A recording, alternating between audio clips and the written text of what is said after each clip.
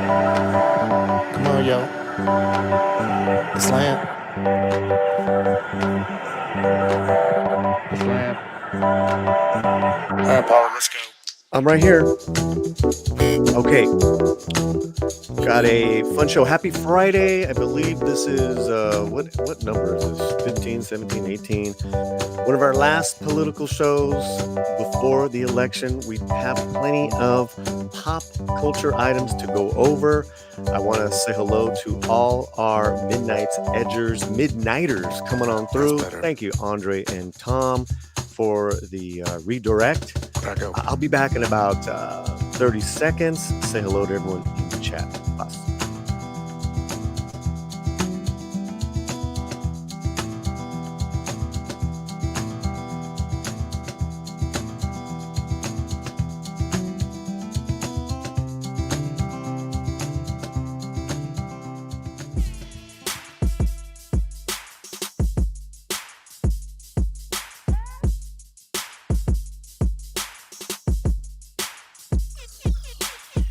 Okay, so today's goal of memberships is 10. Yes, we want 10 new members during this stream.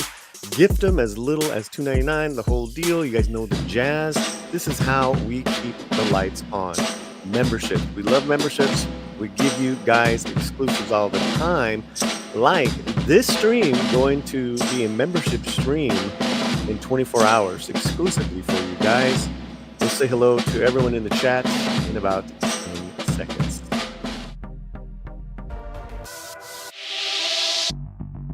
Five, four, three, two, uno.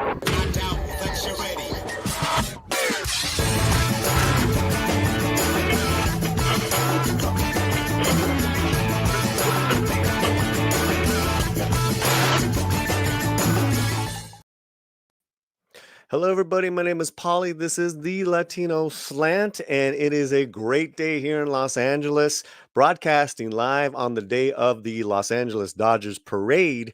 And because I am so committed to this Friday, every Friday live stream, I am not going to the parade. I am still doing my show. Drea, the DA, was like, where you at, man? Let's go. Like, I can't. I got to do my show.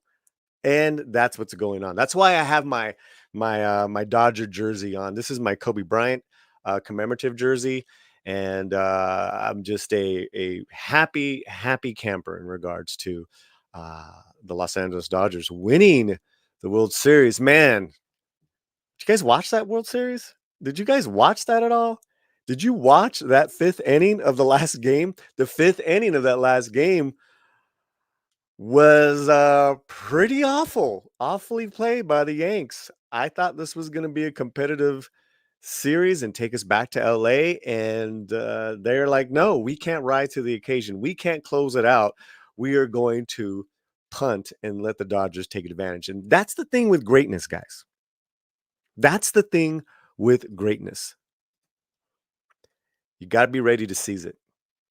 You can't let the moment get bigger than you. And, that's what happened. And I follow this team in particular, so I know all the storylines throughout the whole year, and they were ready to capture that moment. Anyways, I wanted to just express that, and we'll bring in Fletcher in a minute and start with our live. We'll start with our topics. We're going to go non-political before our guest comes, and she's great. I really like her. It's really going to be great to have her back on again.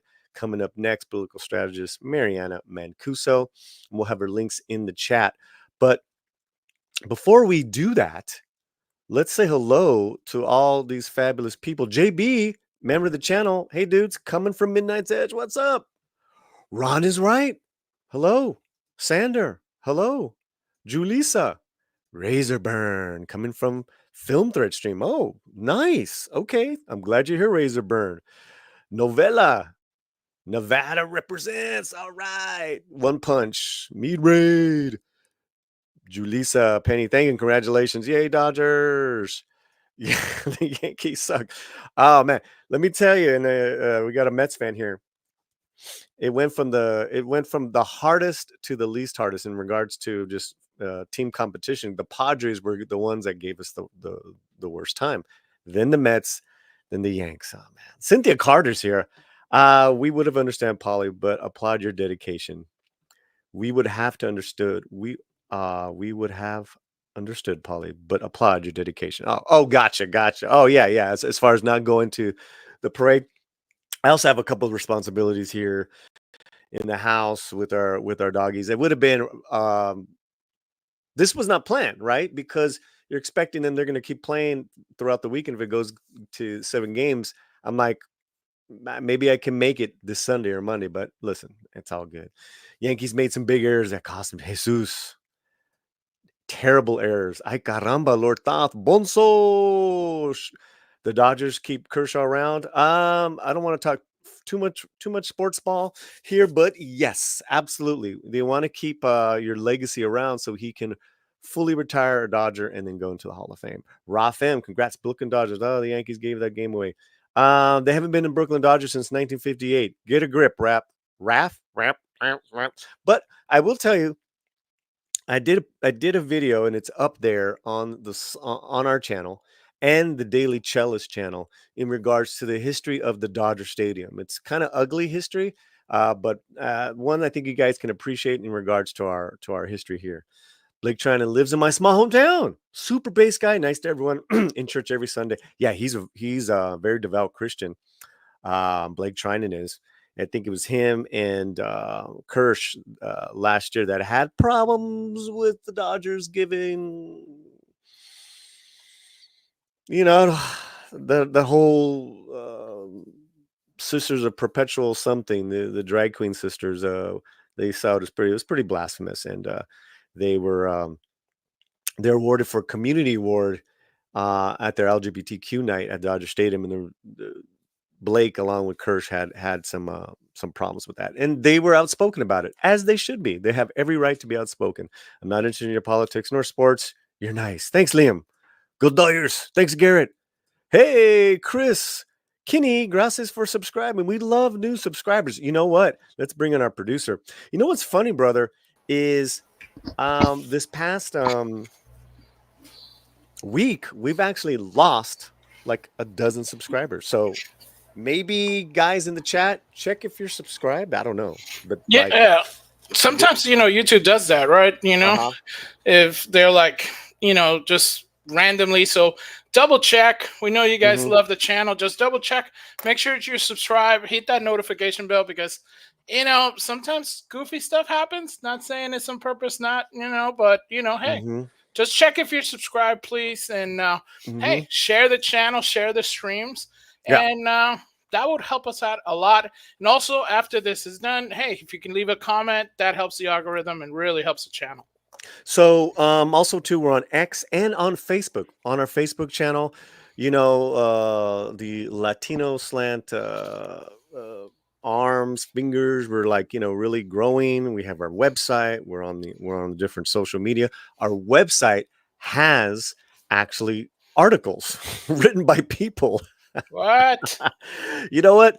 Let's just jump into that one. Let's jump into we're gonna like start off with real nice stories. Real nice stories for you guys. Today is November 1st. November 1st and 2nd are days in Latin America where they celebrate Dia de los Muertos. And I don't know if you know this, but it's actually a pretty big deal in a lot of American cities as well, starting to celebrate that kind of in their own Americanized way. So from the latinoslant.com by Alfredo Galindo, he went and talked about Mexican film stars who have passed away, whether recently or in the past, and how we commemorate them. Day of the Dead, the time to honor those who've departed before us, he says. Let me make this a little bigger for you guys. Bigger? How's that? That's good. Okay. Who departed before us to go to the other side, just like the movies, the Book of Life, or the Academy Award-winning film Coco. As the Mexican tradition tells, the loved ones come back to visit the shrine they built upon and decorated with pictures, food, and music they likened in the world of the living, to party on and be back recharged with love and joy to the world beyond. That said, we will honor the main Mexican stars who've left a mark in Hollywood. We deserve our honor and celebrate for this occasion. So these are actually Mexican by birth, right? They're born in Mexico, or right, lived there, or maybe like Anthony Quinn, then like kind of lived all over the world, but made their mark in Hollywood. Okay. Yeah. Anthony Quinn, born Antonio Rodolfo Quinn, Oaxaca, the world knew him on the big screen as Anthony Quinn. He made history as the first Mexican actor to win not one, but 2 Academy Awards for Best Supporting Actor in Viva Zapata and Lust for Life. Did you know that? Mm-hmm. Have you seen any of those films? Yeah. Back in the day, yeah. Yeah. I mean, with Quinn, he's just always so larger than life. You watch even some of the films where he was like an older man. Even in that film was A Walk in the Clouds with Keanu Reeves. It was okay, but he was fantastic. He was hilarious. And we even have a link into this in this article where we say make sure you catch actor Paul Calderon's tribute to Quinn as he remembers working with him on The Old Man in the Sea. Oh, cool. Now let's move on to Kate Jurado. Kate Jurado, or Jurado. Now, she may seem very familiar. Okay. She is the first Mexican actress to win Golden Globes in the Best Supporting Actress category in the classic Western High Noon. Of course I remember her in High Noon. Of course I remember her. Look at her. With Gary Cooper and Grace Kelly. And Alfredo says, visiting her Hollywood Walk of Fame star a few years back, on the day she died, July 5th, 2002, Hollywood Mayor Johnny Grant told me she was one of the greats.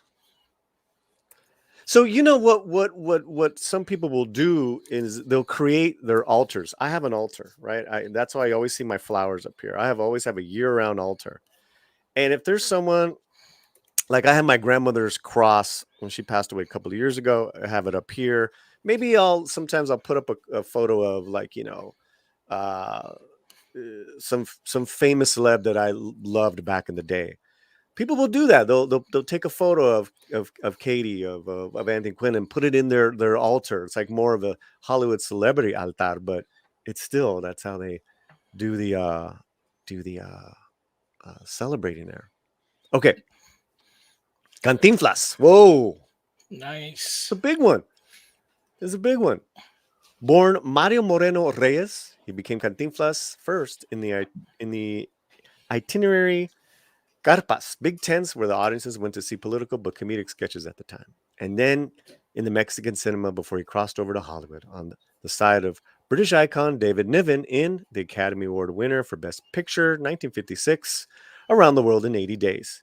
He was the first Mexican actor to win a Golden Globe for Best Actor in the comedy. Now, this is interesting. I didn't know that. He won over Yul Brynner, but Yul Brynner won the Academy Award for the same King and I performance. Yeah. I didn't even know Cantinflas was even nominated for a Golden Globe, man. It was huge, yeah. I heard that he was big with even like Hollywood circles. Like a lot of people trying to imitate him. Mm-hmm. Right. Mm-hmm. Yeah. So yeah, we want to say hello to over 127 people combined watching this on all our channels. In the YouTube sphere, on our YouTube channel, we have a poll going on. Why don't you tell us about the poll really quick there? Yeah, we have a poll. So far, 67 of you mad locals have voted. It says home stretch poll. Who you got? Number 1 is Kamala is my mama. Number 2, Trump, mi tío loco. 3, still undecided. 1 independent vote. Or 4, we got votes at home, Arizona. So vote and join in the fun. Trust me, guys, we are going to get into a lot of political talk. It's going to be our last big political show before the election. Interesting enough, this is just the way it worked out. We're going to be out of town. We're actually going to be out of the country starting Monday for a week and celebrating Romy's 50th birthday. And so, we've already voted, all that good stuff. And yeah, it's a crazy times, guys. Crazy times. Okay, let's head on back to our article about Cantinflas. So we got over Cantinflas. Yep. Who we got next? Ana Ofelia Murguia, and she passed away last year. And Alfredo connected the tissue here with Coco. She was the voice of Coco. So American audiences will know her as the voice of Coco, but she's been around. She was 100 when she passed away, right? Yeah, right. She was up there, yeah. And she looks amazing. She looks at me, and then if you see photos of her as a younger lady, good God, she was absolutely stunning. Very much, yeah. I'll just say, you guys look her up as a younger lady. But the thing is, she won 5 Ariel Mexican equivalent of the Oscar awards, including a honorary one of her longtime career. She's known by wide audiences as Mama Coco as the grandmother in Coco. Pretty extraordinary. And like you said, she's done some. She's worked in the foreign. Worked as a foreign actor in other films, Gabby: A True Story, and One Man's War with Anthony Hopkins. So we got one more, and this gentleman just passed away, Ernesto Gomez Cruz. I loved this actor in some recent films that he's done. He just passed away this last April at the age of 90. Long live you, Ernesto Cruz. He's done movies here in the States since the 70s, including El Norte. Now, what I remember him recently is the string of movies he did with Luis Estrada in Mexico, where he played this just sinister drug lord in the film Infierno. Great role, man. And oh, God, he was not a nice guy. It was something else, man. It was something else. You have any memories of this gentleman at all? He was kind of one of those guys where you seen him, him, and never, it's kind of like not a name and stuff. Big character actor. It's character actor, yeah. So it's like you've seen him in like everything, and especially it's like when your parents would watch movies and stuff like that, and you're like, whoa, who's that? It's really good, So yeah, it's crazy when you see somebody so talented that it can blend into anything. There were good guys, there were mid guys, there were like bad guys, and you're like, whoa, that takes so much talent.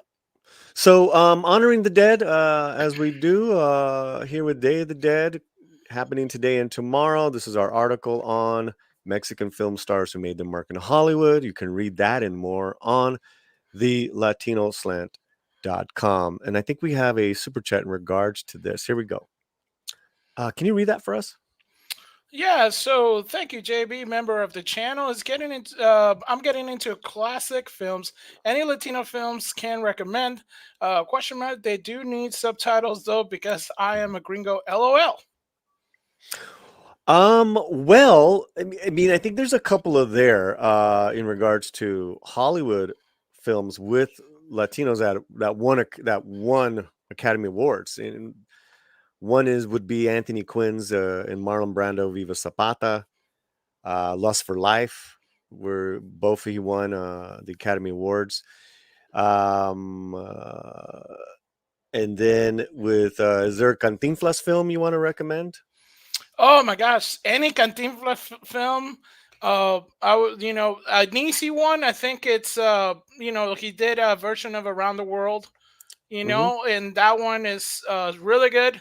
I think Carmen's Cantinflas was one that it's easy to digest. So if you don't know not much about Mexican culture and all that stuff, because a lot of Cantinflas films, they do have a lot of Mexican culture into it. So you would think they're like really harsh, because Mexican films are very like the the suffering of Mexico and all kind of stuff. So they could be a little bit hard to take from the palate of like the American audience. But it's both drama and comedy at the same time. So any film with him you can watch. It's amazing. But those to me would be the easier digestible ones. And here's an easier one to to digest, which were mentioned in the article, which are Coco and Book of Life. Those are animated films starring all kind of like an all-star cast of Latino actors, but predominantly in English. So, and they're very well received. Coco and A Book of Life.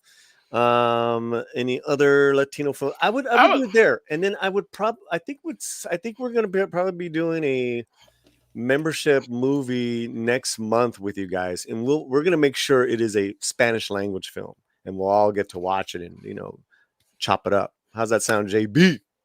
Nice. Okay, I'm gonna give you the reins. I need to do a little doggy check, and then I'll be right back. Sounds good? All right. Okay. All right. Let's see what you guys are up to in the chat. So we got Ron is right. Anthony Quinn was a legend. Yeah. He was so versatile and played almost every kind of ethnicity you can, right? I mean, Feliz Dia de los Muertos, Feliz Dia de los Muertos, ref. And we got Day of the Dead, yes. Day of the Dead, All Saints Day. El Honor del Santo el Luchador. Yes, we do miss him. Legend. So much Solomon Thornton. Cantinflas is an OG. Billie Jean, yes, very much so. I mean, his movie range, it was so because he played the comical side, but he also did the serious side in his movies. Very, very good. Wow, some big names on the list. Yeah, truly. Also, if you guys want to check out anything with Pedro Infante, Pedro Infante would be one that I would recommend. All his movies are pretty goated. They range from comedies to dramas to basically anything in between. He did a lot of charros movies, so if you're looking for that cowboy style of movies, um, that you would like, yeah, it'd be great. JB Anthony Quinn, I know the name, but couldn't tell you from where. Yeah, you've seen him in everything. I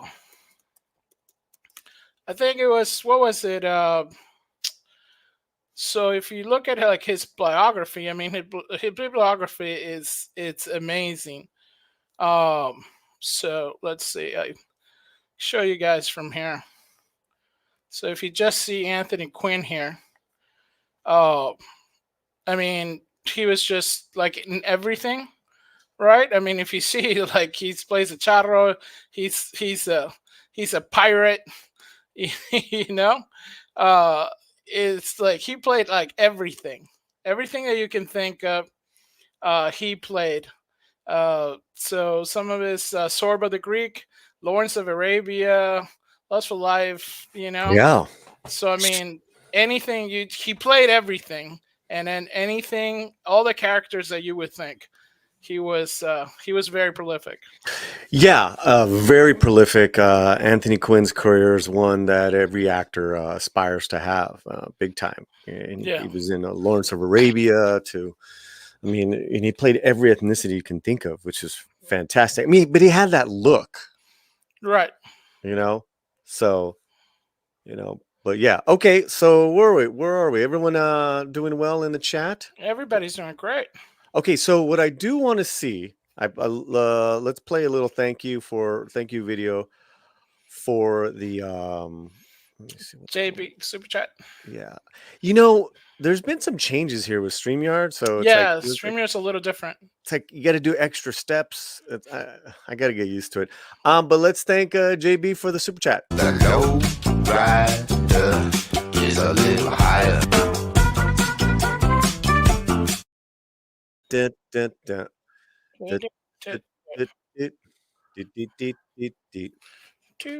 Oh, okay. So before we get in our next, you're gonna take the control here with this next one.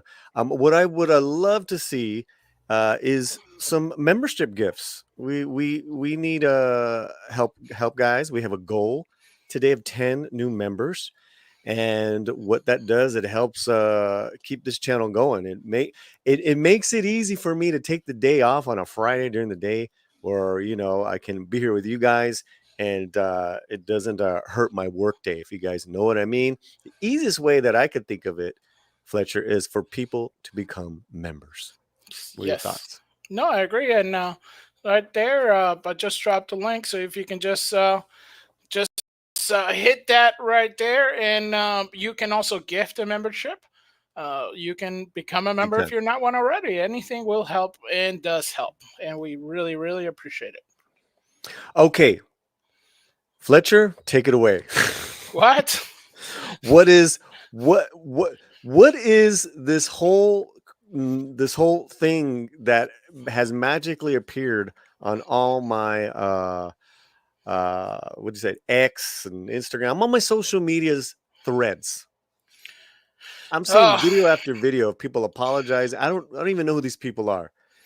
okay. So Christian Nadal is a Tejano, new Tejanos or banda style uh, artist. Mm-hmm. They keep saying that he's like he created a new type of banda style because he mixed banda with mariachi, which is like, well, banda already has mariachi, and banda El Recodo has already played with mariachi Vargas de Calitlan. But according to everybody, this guy invented it Okay. now. So he's big in this whole new style that they say is new. And Kasu she is an Argentinian kind of hip hop artist, you know, uh, if that's even a thing, productions.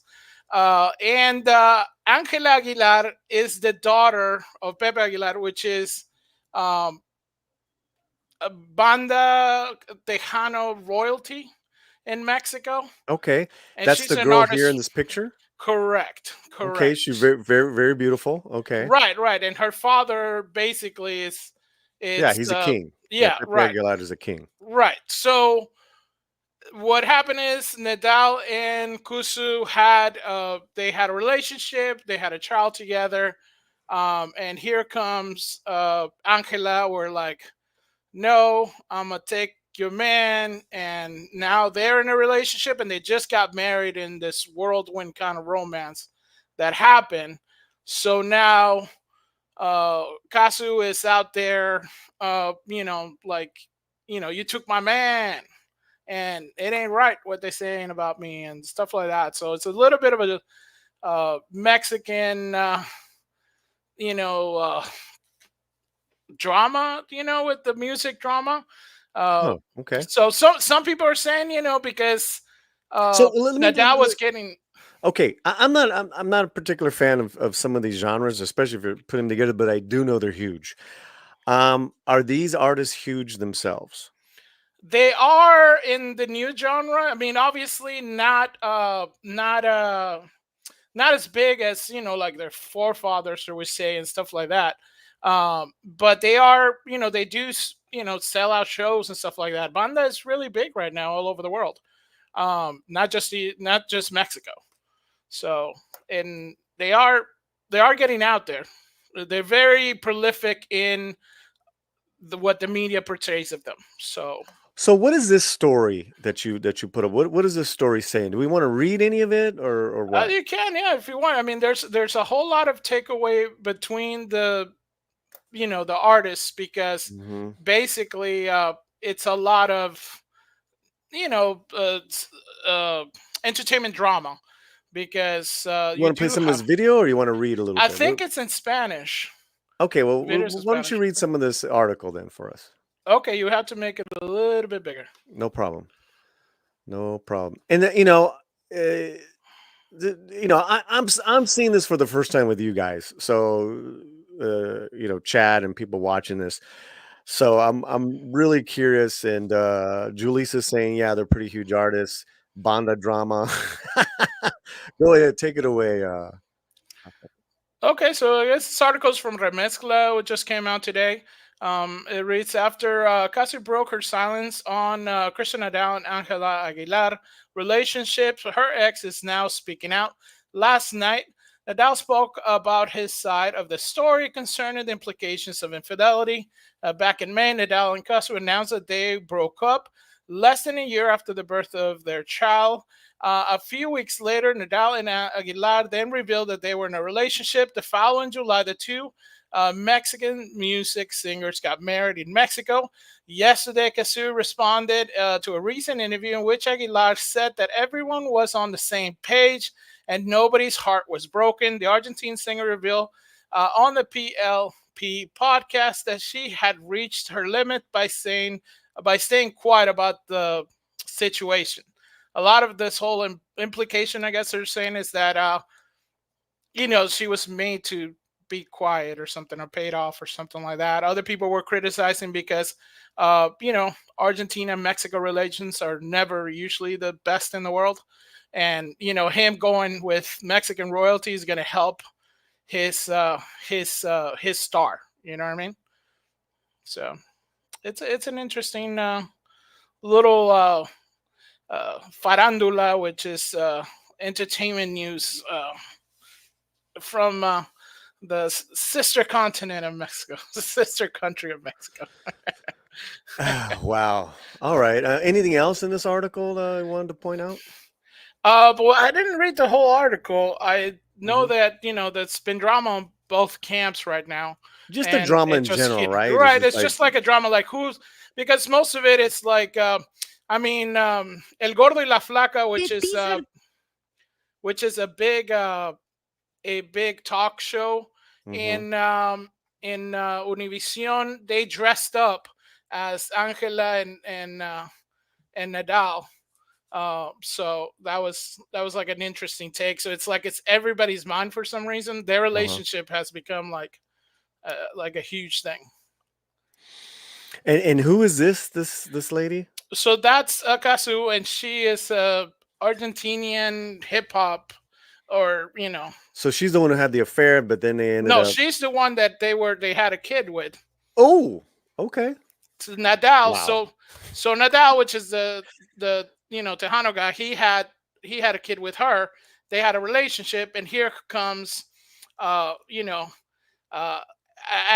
who's her dad, her grandfather, they're all like Mexican royalty. I mean, and nobody not even the cartels would touch these people. They're gold. Wow. So because they're generations of singers. I mean, literally, they sing for the presidents and stuff like that. I mean, this is who they are, and she's on that lineage, and then to come and kind of take somebody's man, it's kind of like almost like she's that popular to take somebody's man, and even though they had a kid, so. But he's saying the relationship was already over. She's saying that. Yeah. Well, like I told you guys, this whole news was all over my thread. Why? I have no idea, because I don't know who these people are. But this is a slant, and we covered it. So there you guys have it. What are they saying in the chat? Well, I know it says, Mexican royalty. It's what I'm saying. Mexico royalty is like, they do have a lot of, when you have, the Aguilars are up there on part of, entertainment royalty, where they can do no wrong. Juan Gabriel, you had the Aguilars, you have the, Vicente Fernandez and all that kind of stuff with, that's what I mean by royalty. Nadal and Julissa have known each other since they were much younger. Nadal would tour with Pepe when Christina started out. Yeah, and that's the kind of thing where they're going, where it's not where stuff was heartbroken. It was like they already had something together. But, homeboy did then went on and had a drink, a kid with her. So, I don't know. Right. Wow. Wow.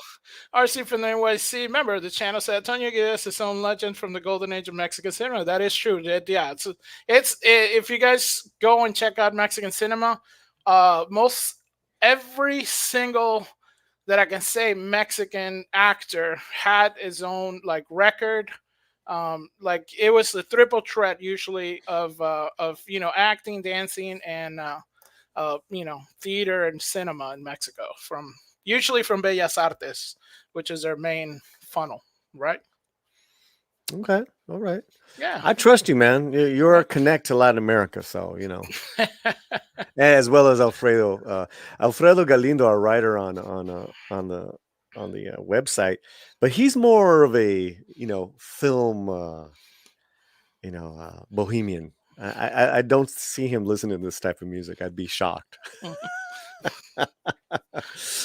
All right. Well, wow. We got over 140 people joining us combined on X, on Facebook, and YouTube. Do me guys a favor, guys. Do me guys a favor. We're going to get to our next article. Oh, our friend is here. Oh, right on time. But we'll bring her on in a second. Do me a favor, guys. I want everyone to make sure you are subscribed to the channel on YouTube. Get on over to our YouTube channel and hit subscribe. So, what else do we have, Fletcher, before we bring our guest in? Well, I didn't get a text today, so did you already talked about Godzilla happening? I did a video on Godzilla this morning. Yes, nice. That's up. That video's up, and then the Skeleton Crew reaction will be up after the live show today.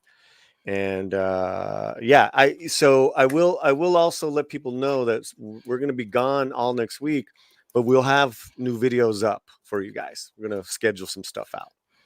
All right, sounds good. Sounds great. And don't forget, guys. Let me put this up again before we bring our guest on. We have a membership goal. How many have we gotten so far today? Haven't gotten one yet. As of right now, 0. Let's go, guys. Come on. This is the Latino Slant. We have a goal today of 10 memberships. It's nothing, guys. It's nothing. For what we give you, it's nothing. I can guarantee you, right, Fletcher?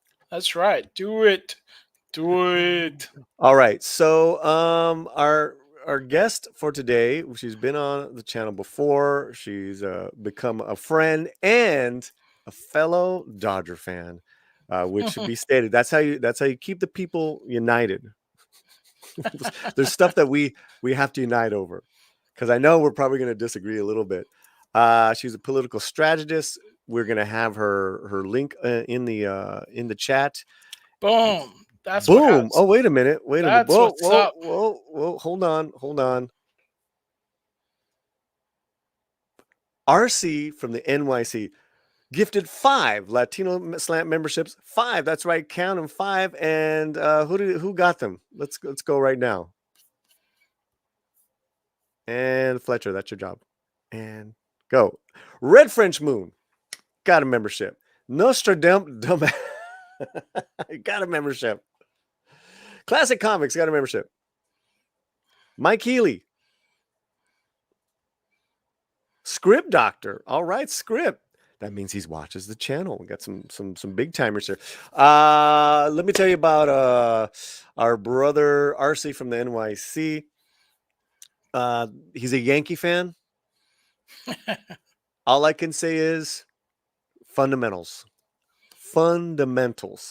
You guys, fundamentally, I'm not gonna rub it in, because you've been a member of the channel since day one. You just gave us 5 gifted Slantino memberships. Much love, brother, and thank you for being here, and hope you're doing well in Washington Heights. Okay, she is a political strategist. Did I say that? She's a political strategist. You can see her. Yeah, she's like all over the place, man. But she's is she a political strategist? She's famous. And she's a Dodger fan. There's a huge parade going on right now. And listen. I'm not there because I knew we were going to have Mariana Mancuso. Hello, my dear. How are you? How's it going? I'm so excited to join you guys again. Thank you so much for having me back. Let's talk a little baseball really quick. How happy are you? I am elated, but I'm telling you that last game, I think, took years off my life. And I see you're wearing your glasses. Should I join in too? I wasn't sure if I should. I mean, Totally. you Nerd look squad. fantastic with or without. Yeah, Awesome. you look. Chat, what do you guys think? Glasses? No glasses? No glasses. What do you guys Glasses think? rocks. So thank you, Fletcher. So I didn't know if I was going to wear my Dodgers hat, but I didn't because I was like, oh, I think Paulie's going to represent enough for both of us. Yeah. So, and I see you are. So thank you. Yeah, I have my Kobe jersey. The entire city is in downtown LA right now. He's got his blue chones on. No, don't even go there. Don't go below the belt, Fletcher. So a friend of mine was supposed to be honored actually in LA for an author award, and we were texting and he's like, they actually had to punt on my award ceremony because of the Dodger parade. And I was like, I'm surprised they didn't let you join into the Dodger parade because this is huge. This is fantastic. So yeah, I was just there. Some of the Dodgers, Tyler Glasnow was just saying, like, oh my God, I didn't even think there's this many people that existed. It's happening right now. I would love to be in downtown LA, but honestly, Paulie, I'm happy to be here with you guys. And that game that night took years off my life. I think I'm now officially ready to start getting Social Security checks because that was just pure insanity. Like literally, like you and I were messaging back and forth about it. I'm like, they just need to pull it out. Yeah, that was quite the comeback. So they were up 3-1 in the series, and it's the best out of 7. And this game, they were down 5-0, and the Yankees were flexing hard. Yeah. They're back. It's going to be at least 6 games, maybe 7. And we get to the 5th inning, guys, and they just one error after another. It was really strange. It was really was, and it was unforced errors on the Yankees' part. And then I don't know, I had never seen this. This is a new rule where the guy was going to steal second, and if you don't get him out by the 3rd throw to first, they get to walk to second. Oh yeah, no, that's yeah. So there's a couple of new rules the last couple of years to speed up the time of the game because the games are notoriously like 4 hours, 5 hours. I don't mind that, but I wasn't upset about that. It's taken me a while. I think the pitchers it affects. So there's a pitcher clock, and then there's also Fletcher, how if someone's on first base and he's annoying the pitcher will throw back to first to keep them there. I'm trying to talk to Fletcher, right? You hear me, Fletch? No, I can hear you. Can you hear me? Yeah. So now there's a limit. You can only do it twice, and then if you do it the 3rd time, if you don't get him out, that guy who was on first gets to go to second. Right. And that's what happened during the World Series. I'm like, yeah, it was pretty wild. Yeah, and I was like, wow. And then the catcher's bat or the catcher's mitt hit Shohei Ohtani's bat when he swung. I was like, man, like Yankees just don't really want to play anymore, I guess. I don't know. Maybe that's a bit harsh criticism for our Yankees fans out there, but they didn't get their bonus. Oh. I mean, I felt that. I'm not even a Yankees fan. Yeah, Ning the Merciless is in the chat. Congrats, Dodgers, but nothing will beat their win in 1988. It's a different generation. I think because me and Alan are older, we remember it. I think I was 18 at the time, so obviously it was very special to me. But this is pretty special too because a lot of people dissed their 2020 win. Yes. Including that a-hole Yankee, Alex Verdugo, who used to be a Dodger. What a joke. Yeah. And then Bueller showed up and, was like, well, watch this. Yeah. One Punch Man says Dodgers punted game 3 and put a rookie to pitch because they were up 3. The Yankees are up 3-0 and wanted to bring the series back to LA. No. Roberts is very limited in pitching. He was so limited that even when they they closed it out with Walker Buehler. He didn't have anyone else. So he really didn't have a choice in regards to, well, all right, if I burn up my big arms tonight and we're playing tomorrow, who do I got? So to me, Roberts did did a great job there. What do you think, Mariana? I think he absolutely did. I think Yamamoto also did fantastic, and I was excited personally to see Bueller come out and close out the game. To be quite honest, I was like, I'm here for this. So yeah, no, I mean, and he was here. What a baller, man! What an absolute baller. Okay, we'll do one more sports talk. Okay. Sorry, Sports guys. talk and the Slant. We're just so excited about the Dodgers. I mean, it's a great thing. Happy Halloween, everyone! Thank you, Pete. I dressed up as a tired puppy owner.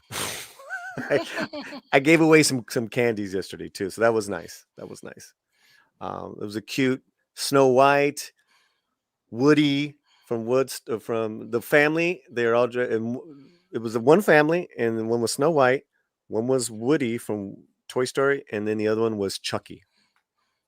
Wow. All right. Yeah. It was very eclectic. Very, very eclectic. That was pretty dope. Bandit Chucky? No, well, no, Bandit was our Dodger boy. Let me see. Let me bring up a photo. Why don't you answer some of these other ones, Fletch? Okay. And I'll bring up a photo. Let's see. Manuel Rivera, member of the channel, says, congratulations to Los Dodgers. Doyers. It's Doyers. One Punch Man token fan, Dodgers punted games 3 and put a rookie. Oh, you got that one? All right. We got Patrick Lemire. Aaron can't judge the ball in the field. How did he not catch that ball? I mean, oh my God. I actually felt so bad for the Yankee fans. But then it quickly went away. How quickly did it go away? Hey, you know what? You can serve up all these errors, but you got to walk through that door, and that's what happened. Yeah. Okay. Do we got some? What else? Yeah, we got RC from the NYC says that Gibson home run in '88 still echoes in baseball history. Well, I think also too you're gonna hear about the heroics of Freddie Freeman, because the entire series, our first baseman, like Kirk Gibson, was on one leg. I mean, he literally had no ankle, and he hit four home runs in a row? Yeah, it was just nuts. I mean, he deserved the MVP trophy, honestly. I mean, what a year he had. His son almost died. Then he went down with an injury. He had a very, very very tough year. It was incredible. Yes, RC, we love Kirk. We love Gibby. Hey, TZ. Bertha says, hail, Paulie, Fletcher, Marianne, and Mariana. Jaleesa said, I almost feel like we should call you here on the show Mariana. Just make it all. Just make it. Or we just say it all together, like Maria Mancuso. Mariana. Mariana. The second one. Just blend it all. Yeah. Just run it all together. Run it all together. Because that's a great last name, whole name, though? That's a great last name, Mancuso. Thank you. Because, it's like every time you go, like, it's like the names become longer the farther south you go, Well, it's funny because actually my first name is a hand-me-down. So I was named after my grandmother, who was named after her grandmother's Mary and Anna. So that's where the name came from. That's why there's space between the two, because it pays homage to both great-grandparents. And, Mancuso is just, I'm heavily Italian, so... Nice. Well, listen, when it comes to Latina Italian women, the Slant welcomes all. Love it. Jaleesa says, be proud of your Dodgers, Paulie. It's a good feeling. See, you know what? Okay, hold on. You know what, Jaleesa? I get the North California Giants condescension. What? That's where Jaleesa's from. She's a Giants fan. I know, right? but I think she really means that. No. Your Dodgers. You stay out of this. You stay out of this. The San Francisco Giants won 3 World Series within a 5-year span. Wow. So technically, we need to win one more like next year. Then we can have some bragging rights. Because yeah, but it's all good, Julissa. I still love you, girl. I still love you. The God is Vulcan. Gracias for subscribing. Just became a subscriber of the channel. And you double check if you guys are subscribed, please. It really does help out. And some people have been kind of like taken out. So just double check if you are subscribed. And just like that, boom. Jesus Dabalas just gifted 5 Latino Slant membership. This meets our goal. But that doesn't mean you should stop sending gifted subscriptions. Let's keep it going. Don't stop believing and sending more subscriptions. So this is who got a Bad News Badger. Nice. Adrian Barrera. Adrian. Last few words. James Woolard. And T800 Rage. Nice. Also, member for a month, Jesus Dabalas said, Paulie, the Yankees pitcher's errors was really embarrassing for them aside from Judge missing the match. Well, and it's Garrett Cole. Garrett Cole's been in the World Series. He's not a. It was an error where he's supposed to cover first base, and Rizzo was ready to throw a toss it to him. It's like they stopped acting on their instincts. Again, the moment got bigger for them. Mhm. Here, they thought that they had already won the game. They thought the game was over.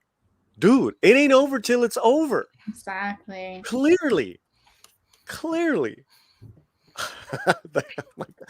Gracias, Jesus, for the gifted memberships. Let's play a couple fun videos, and we'll be right back. And then we need to start talking about some politics, girl. What do you say? Yeah, absolutely. Let's get into it. All right, we'll be right back. The low rider is a little higher.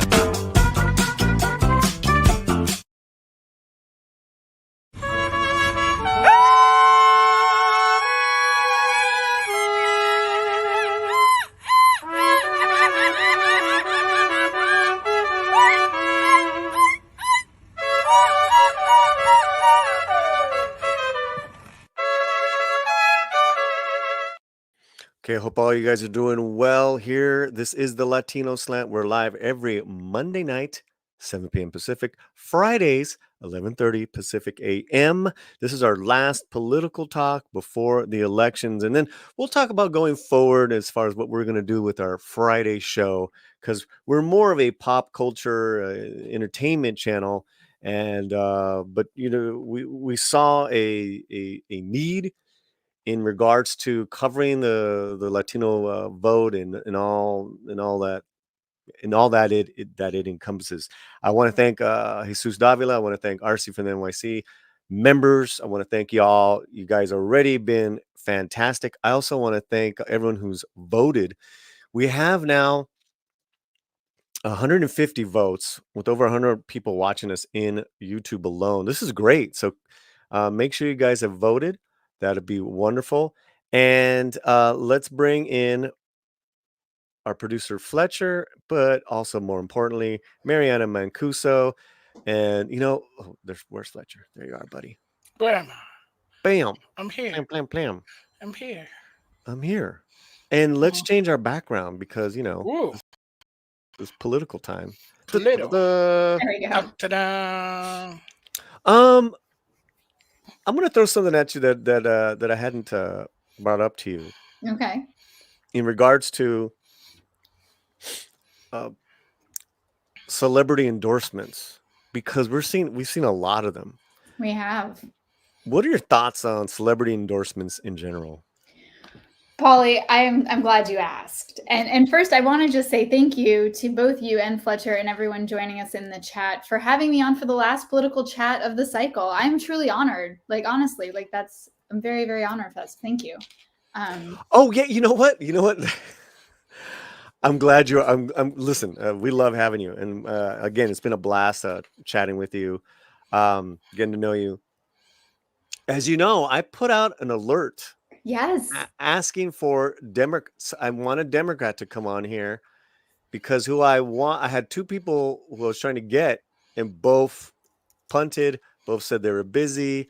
I know one, it pretty much is a Harris kind of, I don't know if they're like a paid Harris, to work the campaign. Would have been great to have him on, but he says he was busy. Okay. Okay. That's why I put up that post. No one took me up on it. It's probably me, not you. What? Oh, nice. Very. What? You practiced that, didn't you? No, I'm dead serious. It's probably me, not you. I don't think that it's probably me, not you. I don't know. No. I just think people are chicken. I don't know why. Like I have such a great time with you guys. We have really great discourse, and it's awesome. So well, I think people are just really. It's either they can't back up their argument like an adult, or they've had bad experiences. It's like, all right, I'm not gonna hate you for that, but okay. So that was one thing that I wanted to bring that up to you because you saw that I tried to get someone. Yeah, I did. I appreciate. I was like, cool. Like, who's gonna join the conversation? Yeah. So okay, give me your thoughts on political celebrities, political endorsements. Okay. Also, really quick, I just see that Manolo Ribera in the chat says a never Trumper is just as good as a Democrat. Who wants to let them know? Hi, it's me. I'm the problem. So celebrity endorsements. I'm glad that you asked, Paulie. This was probably had to be about a year ago. I got a call. I'm a contributor with Times Radio London, and they're like, we're doing this segment on celebrity endorsements because there had been a lot of speculation swirling that Taylor Swift would offer her endorsement to Joe Biden. This was at the time Joe Biden was still running for election. And so I remember sitting down and like thinking about this and reading a bunch, and I, write out some talking points, and I'm like, okay. And I'm like, this is just like, in what world am I as a political strategist discussing Taylor Swift like, it's just sometimes there's a weird confluence of politics and pop culture that intersect. So then she came out and did endorse Kamala Harris, Taylor Swift did. And now we've seen Bad Bunny, J-Lo, Jennifer Aniston. I mean, there's a list that is like a mile long of celebrity endorsements for Kamala Harris, Tim Walz. And then we also have some celebrity endorsements on the right for Donald Trump and J.D. Vance. And so it's been really interesting. And do they ultimately make a difference? Do they impact the election? It's really hard to say. And the reason why it's hard to say is because you can influence certain things, but the excitement around endorsing and going out and voting are not the same thing, right? It's like people going to rallies, people putting yard signs. That's fantastic until people actually show up and then are exit polled. Like, why did you vote? Was it a result of Taylor Swift endorsing Kamala Harris or because Joe Rogan had Donald Trump on his podcast? Those are the exact questions we would have to ask to get to that psyche and see if it actually makes an impact. Nice. Are you muted? So I put this up and it's still going. Okay. On our community tab. This is 7 hours ago. 109 Thank you votes. for making that larger, Paulie. I know, dude. I know. I was like, oh dear. I know. Here, there we go. Make it big. From J-Lo to the Avengers, have celebrity endorsements swayed your vote? With 109 votes, 97% says no, we got Endgame at home. 3% said yes, we all from the block. You like that, Fletcher? Very nice. I think that's really telling, but I think that there's kind of a larger thing here, right? Like there's like, no, it's not swaying my vote. And then some people are saying like, yes, it does. I think that what it's signaling is that there's this rumbling among folks that they've just had enough. Now, I will say what I find fascinating is people who have pulled endorsements and then switched to the other side and endorsed the opposing. Okay. Yeah, like who? Who was the name? Oh gosh, I'm really glad you called me on that. I'm also moderately embarrassed because I just saw he pulled his endorsement. Nicky Jams. From Trump? Puerto Rican. Yeah. Yep. Nicky Jam. Thank you. Thanks for the rescue on that. Yes, Nicky Jam, but I don't think, and correct me if I'm wrong, I don't think Nicky Jam's turned around and endorsed Kamala. But the fact that yeah. he did pull his endorsement, it will Right. be interesting to see if he does. But again, like at this point, we're 4 days from the election. Right. Well, yeah, and then as you know, there's the Avengers did their big endorsement. Those Yeah, I saw actors. that. Yeah. I thought it was pretty lame. Again, I think it's with them. I think it's only appealing to people who are already going to vote for Harris. Exactly. What I find is a authenticity kind of like varies with celebrity, where it's like, oh, okay, you know, I see where you're coming from. I think you're real, and you know, that's interesting.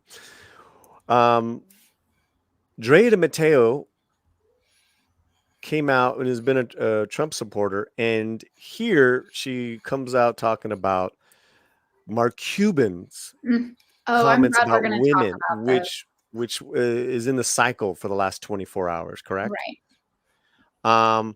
Why don't we play a little bit of this? I did not know she was. I find that fascinating. Yeah. Yeah, let's check out a little bit of this. Okay. Mark Cuban is. I don't really give a shit, but Wait, hold on. Sorry. Here we go. I don't really know who Mark Cuban is, and I don't really give a shit. But I am interested in what his definition of strength and intelligence is when it comes to women, because he seems to be an authority on that subject. And he says there's no strong, intelligent women surrounding Trump. Guess you haven't met me yet, buddy. Huh? It takes a lot of balls to come out and support the anti-war machine, and you know it. Everyone else is pandering on the left. In my little Hollywood world, everybody over there is following that great sheep narrative for the great leap forward. And if you don't know what I'm talking about, all of my left behind liberal friends, I'm still a lifelong liberal. Go research it. Understand what's happening on the left. And if you want to attack our intelligence and say that we aren't smart enough because we follow Donald Trump, maybe you need to recognize that some of us did our research. And that's why we left the left, why we're not sitting. All these hippies are moving over and supporting Trump. That's right. I'm wearing a MAGA hat. That means make America great again. What is so toxic about making anything great? How nihilistic has society become that you will listen to the people on the left trying to lead you into complete war and destruction and darkness? And you want to attack our intellect because we're supporting the sunshine and freedom and love? Shame on you. I don't know who you are, buddy, but you are not thinking about my children when you make comments like that. And don't talk about the moms of America supporting Trump, because we know what's up. Bad move. I'm Drea Matteo. I support Donald Trump. Wow. Mariana, what are your thoughts? There's a lot to unpack in that video. A lot. There's so much. I will say, so Mark Cuban's comments, I have found this to be absolutely fascinating at the pushback he's been receiving from all of these women coming out on the right and being like, like they're all up in arms about this, which is fascinating because what he's saying is no different than how the right talks about the left.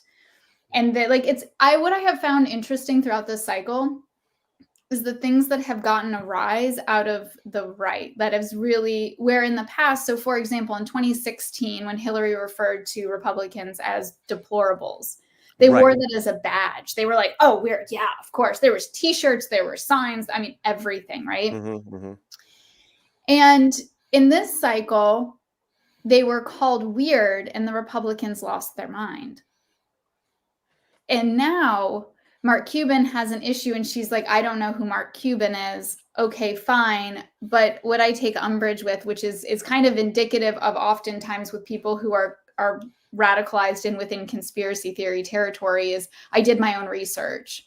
And that's become the death of expertise in this country. I truly believe that. And What do you mean?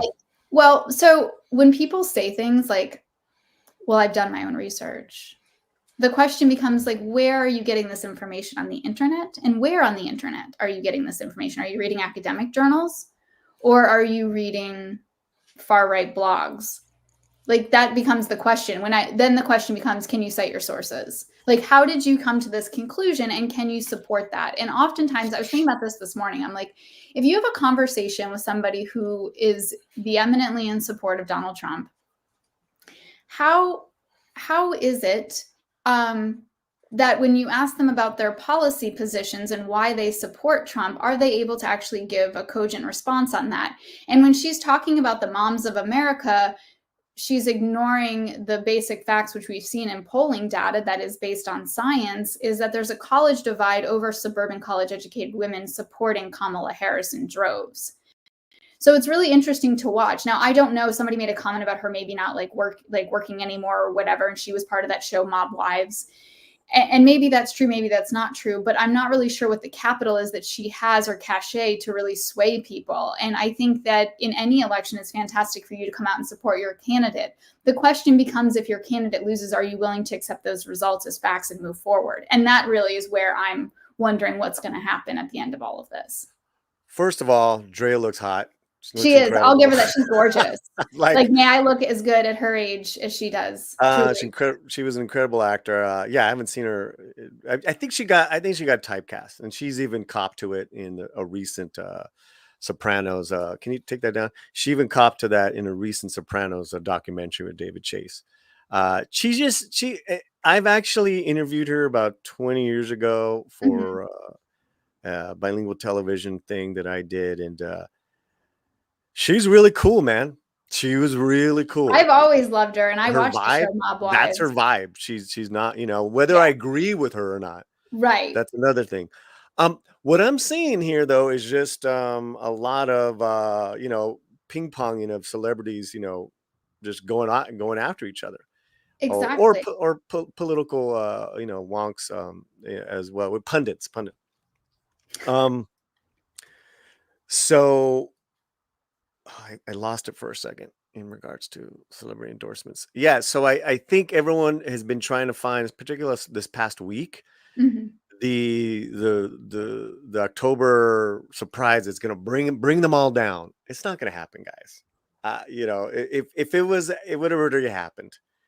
I think the Harris campaign did a decent enough job of hoisting their prop candidate as someone who's, could be our leader. I don't like the process. I talked to you about this before.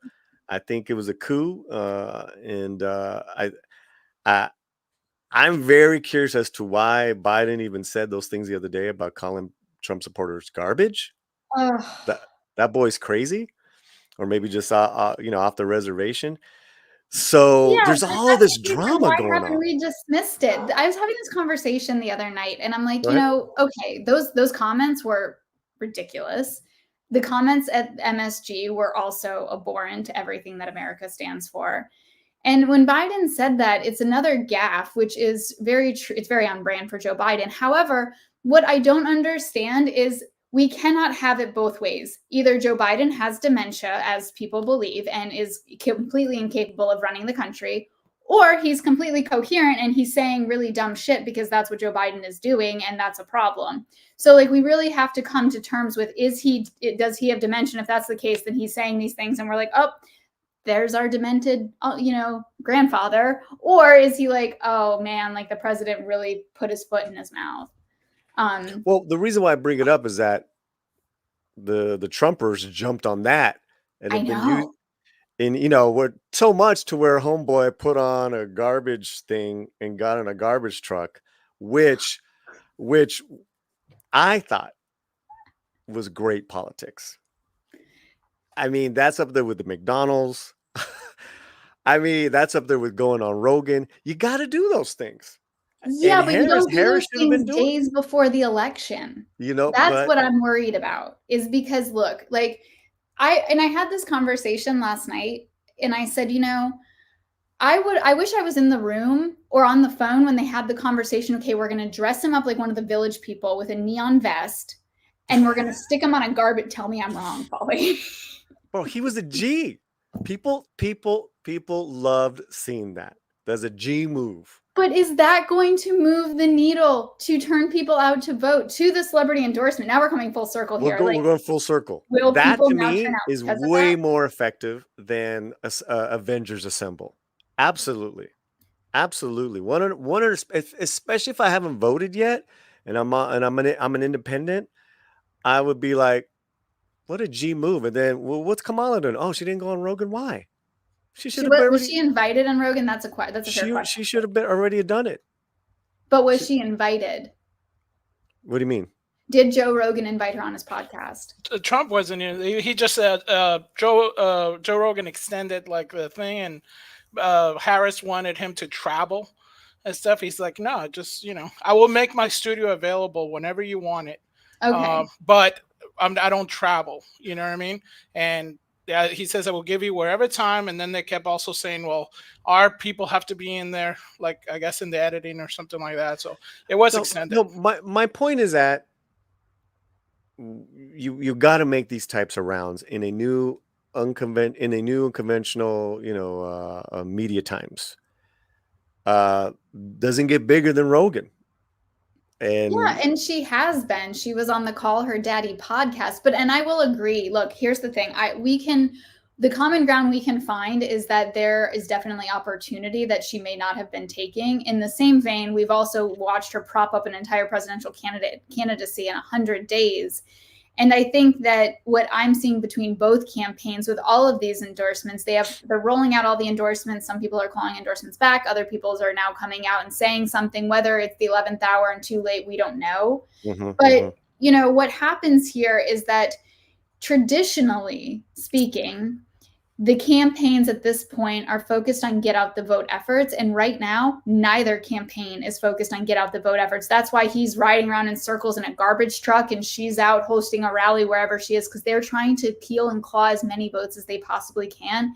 And that's indicative of how close the race is and that they're seeing internally. Right. We're going to you want to get to those swing state numbers now? We can. I mean, but to your point on this whole point, let's wrap this up. To dial down is that whether these endorsements make a difference, it's going to be a while for if we see what happens here. But I think that the 35 million views, which is what Joe Rogan has had on the podcast, and I'm not a big Joe Rogan fan. I think that he's been complicit when it comes to helping fan the flames of extremism and domestic terrorism within our country. I think that has a very wide reach. Will that be the same? Has Kamala Harris seen a similar wide reach with other things that she has done on the other side? Well, she went on Fox.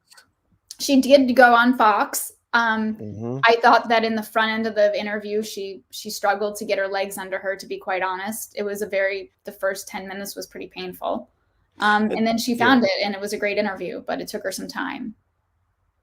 Yeah, and depending on who you believe, there was like a time rush issue. They showed up late. They wanted to wrap it up. So homeboy had a hard time just conducting the interview. I know that's a huge distraction when I'm seeing, and I think that's a reason why. Then that's real, guys. As someone, because I've interviewed, everyone from Mariana Mancuso to Quentin Tarantino, and when I'm getting like 5 minutes. Yeah, it's distracting for sure. But I think really she lost out some viewers because I'm thinking to myself, if I look at this objectively and I want to know more about Kamala Harris, and I'm a Fox News viewer, and in full disclosure, I used to work at Fox. So just so we're clear on the playing field here. Yeah. And I would turn it on, but if I started to see that the initial back and forth and she can't seem to find the answer and he's cutting her off and she's cutting him off, I'm turning it off because I'm like, this is ridiculous. And now I've just missed the rest of the interview because I can't bear to watch anymore because it's not even giving me anything substantive. And so I think that's kind of, that was, I thought, unfortunately, a mark against her campaign for having that happen on the front end of the interview, because she's not good extramurously speaking. Like, she's not really good like that. No. And so she's had to really work at that, and she's had a short window to do it in. Yeah. Yeah, and just so we're clear in regards to the chat, you are a Republican who is either voting or has voted for Harris, correct? Yes, I actually posted this last week, and it's gotten almost 500,000 views. Really? I posted a photo of me with my ballot, and I guess like people either love it or hate it or both. And basically just said I was a Florida Republican voting Kamala Harris. I'm part of the Republicans for Harris coalition. I don't make any excuses or mistakes about that. I'm very upfront about that. Listen, guys, and everyone in the chat and people watching, and the whole point of these discussions that I've tried to do the last 3 months now, I think this is episode 13 or whatever it is that we can have these discussions and not, vilify each other, because that is unfortunately what I've seen a lot of celebrities do to each other. They vilify because someone comes out in support of Trump. Someone, like they're not I don't see other celebrities vilifying other celebrities for coming out in support of Harris. I've not seen that yet. Yeah, no, and I think that's really, that's, a very honest observation. And I think that if more people could really say that, that would be really helpful. Yeah. And I think that that's true. Like, we can all disagree, but we have to be sure that if we're going to disagree, that when the results come out, we all accept the results. Well, and that'll be our final thing as far as like moving on after this election. How are we going to come together? How are we going to bring the peoples together, Mariana? That's the question of the ages currently. So everyone in the chat, please stay civil, but keep engaging. Someone just said like, Paulie, what happened to you? Are you a Trumper now? I love it. I mean, I've always been an independent thinker. All right. And I've always voted Democrat my entire life. And what am I? I'm 54. So I think whoever I'm going to vote for, first of all, it's my business. And I got every right to whoever I decide to. That's my right. I try to as much as possible. I have as much I educate myself as much as possible, Mariana. And now with the Slant growing, it's become a little bit of a balance. I'm trying to be like, just have that balanced responsibility. Yeah. Well, I think you're doing a wonderful job, Paulie. Like, truly, like, I think that I love your show. I think you're doing really great things. And I hope that I can do what I can to help continue to see it grow. All right. Well, another friend of ours is the Daily Cella and Brandon Lauren Maxwell. And I wanted to throw this in here really quick. Yeah. And we can get to this. Let me see. Do we have a banner for it? Trump increases Latino support in Nevada. What is going on? This is from the Daily Cella. Nevada is seen now as a pivotal state in the upcoming presidential election. In a recent survey indicates that Vice President Kamala Harris is nearly neck and neck with former President Trump among Latino voters in Nevada. This finding is particularly noteworthy as Nevada is viewed as a political swing state in the upcoming presidential election. The poll reveals a notable shift in support, with a significant number of Latino voters now backing Trump. Analysts suggest the change could impact the election results. Contributing factors to this trend include Trump's targeted outreach to Latino communities. You said that they weren't doing targeted outreach, but I guess they are. What's going on here, Mariana? In Nevada, they're really doubling down. So here's what's really fascinating to me. In Nevada, during the 2020 Democratic primaries, the Latino community loved Bernie Sanders. It was Tio Bernie, remember? Absolutely. Does everyone remember feeling the burn? Bernie bros. I was feeling it in Florida, and it wasn't because of the sunshine, friends. It was the Bernie bros. And so what's interesting about that is in the general election, now stay with me. So in the general election, we saw 16% of Bernie Sanders supporters vote for Donald Trump in the general election of 2020 or 2016, excuse me. So what that tells us is that there's like this wing of progressives that are in support of Donald Trump and his policies and his candidacy. And so that's why I'm not surprised to see this happening in Nevada. And I think that Trump will take Nevada. I am concerned that he will be able to win Nevada. Wow. Okay. Predictions. Yeah, I don't do that often, and we're gonna put. Wait a minute. I think that deserves a bigote, right?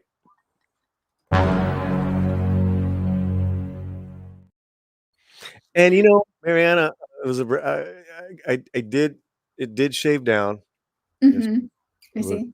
getting out of control, and Romy requested, so the bigote is still there. Yeah. Spigote light. Light. All right, let's read a little bit more. I'm sorry, did I cut your thought out? Are we good? No, you're perfect. Okay. For the Democratic Party, these results pose a potential challenge as they have historically secured strong backing from Latino voters. Conversely, the Republican Party may see this as a second chance to expand its appeal among this critical voting demographic, especially in swing states. Conducted among Latino voters in Nevada, the poll provides valuable insights into their preferences and sentiments regarding both candidates. With both parties keenly monitoring these results, the changing dynamics of Latino voter support could play a crucial role in shaping the electoral landscape. Thank you, Brandon, and the Daily Cella. We're going to put this link in the chat. Fletcher, give me your quick thoughts. Yeah, no, that's Because Nevada. you're from Nevada. Yeah, well, we live in Nevada. You live in Nevada. We live in Nevada, yeah. So, yeah, the support for Trump has been, gaining widely, especially with, independents, I think. And, with just recently, I think they, when they elected the ex-sheriff also for governor, so it is a bit, because Nevada for a while was purple, as they would say. Mm-hmm. So now it's like shifting a little bit more, because a lot of the governor at the time excited a lot of California stuff, and we had a huge breakout of crime and homelessness. So it was kind of like California light, and that kind of like backfired a lot, because everybody's like, even like downtown Vegas, you had a bunch of homeless, like Reno and all. And Reno's like, man, it's like, nothing like that there. So it was a bit of a shock to the system, and there's a bit of like a hit back, I think, effect happening in Nevada right now, as a part of to some of the California,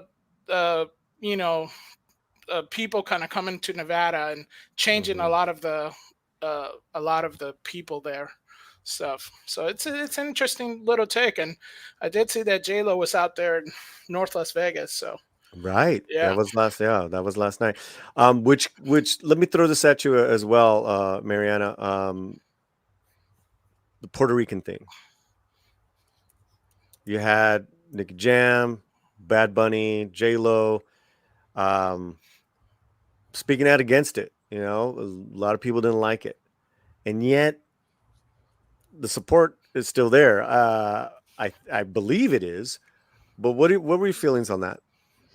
Well, what I will say is that it was extremely in poor taste. It showed us, as we've kind of always known, but it just highlighted and underscored that there's no bottom for the MAGA movement. And we know that this speech was, everybody knew this on the Trump team, because speeches are in fact pre-approved and reviewed before they go up on the prompter. And we know that in Pennsylvania, which is another swing state in this election and crucial to getting to 270, 4% of the voting population is Puerto Rican.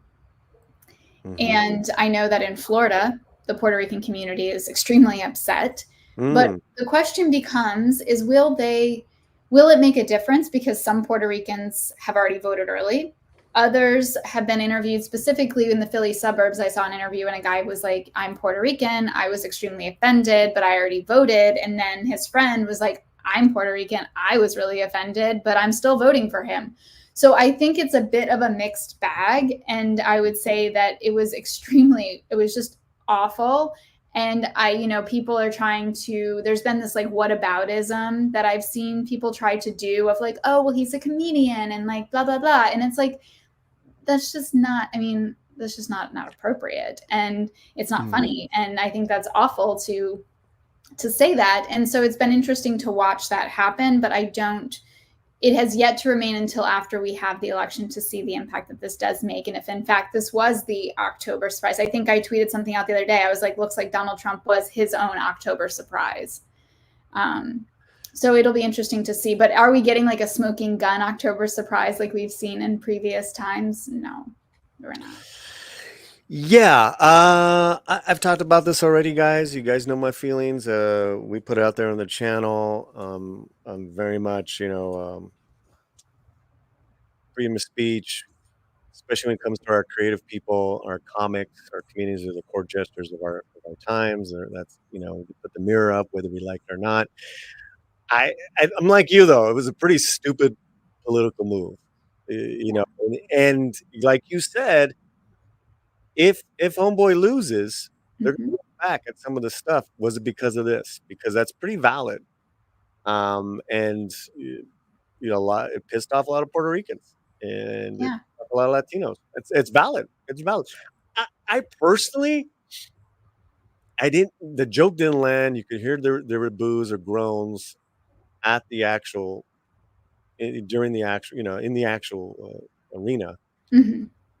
But I imagine a lot of people are like me, and I'm like, well, what was that joke about? So I went in, I did my own research. To me, doing my own research means give me at least 3 articles, on that particular topic. Right. Some that don't really agree or like they're coming at it from different angles, and then I can, assess. But the reality is there is some major corruption happening on that island that has nothing to do with Trump or with the left or right. Mm-hmm. And there's some major health issues with landfills, which I did not know. So it was fascinating to read about. Now, was that Tony's intention? Kill Tony is a pretty smart dude from what I've seen. I'm not a particular fan, but just looking at his stuff, that guy is a prolific roaster. So I don't know. We can go back and forth on what was intended and what was not, but it definitely became part of the discussion, Mariana. Yeah, absolutely. I'm just kind of reading some of the chat comments as well. Anything interesting? Yeah, my favorite one is that I'm not a Republican.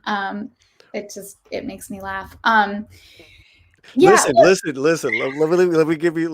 me just give you my advice on that. You can read the chat while we're live together, right? Yeah. But there's gonna be a comment where it's gonna throw you off, and then you're no longer with me doing this. So I would, it takes a lot to really, to rock me, to be quite honest. I've been in this industry for a very long time, so there's not really much that can be said that I'll be like, oh my gosh, wait, what were you saying, Paulie? No, and I agree with the rally and the comic, and people are saying, the kind of the fervor I've heard surrounding is, well, he's not running for office. And it's, growing up, I was always told you are who you surround yourself with. And so I think that that's a very important thing to underscore. But then right on the heels of that, we've got, the MSG event. And then shortly after, we've got Joe Biden sticking his foot in his mouth. And it's like, can we get some breathing room here? And I think that there's been a part of society that's been conditioned to become addicted to the outrage. And so that becomes the question is like, and I do think that was absolutely abhorrent and there was no need for it. And I thought it was disgusting and extremely in poor taste.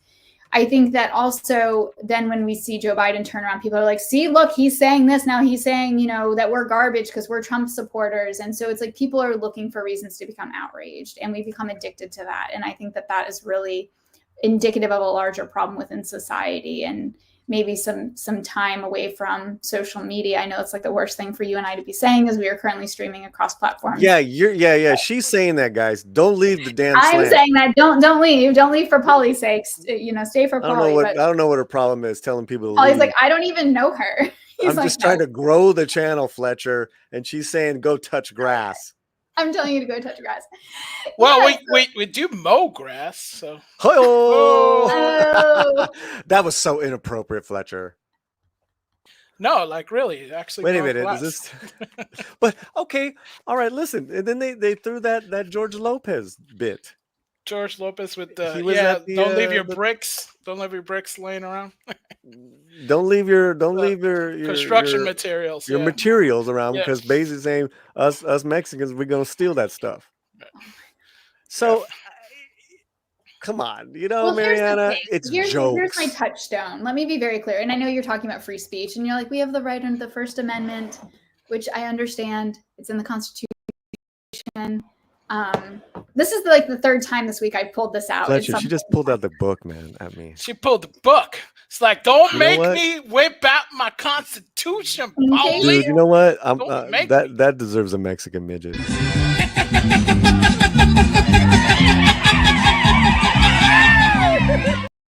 Marianne's got Constitution at home.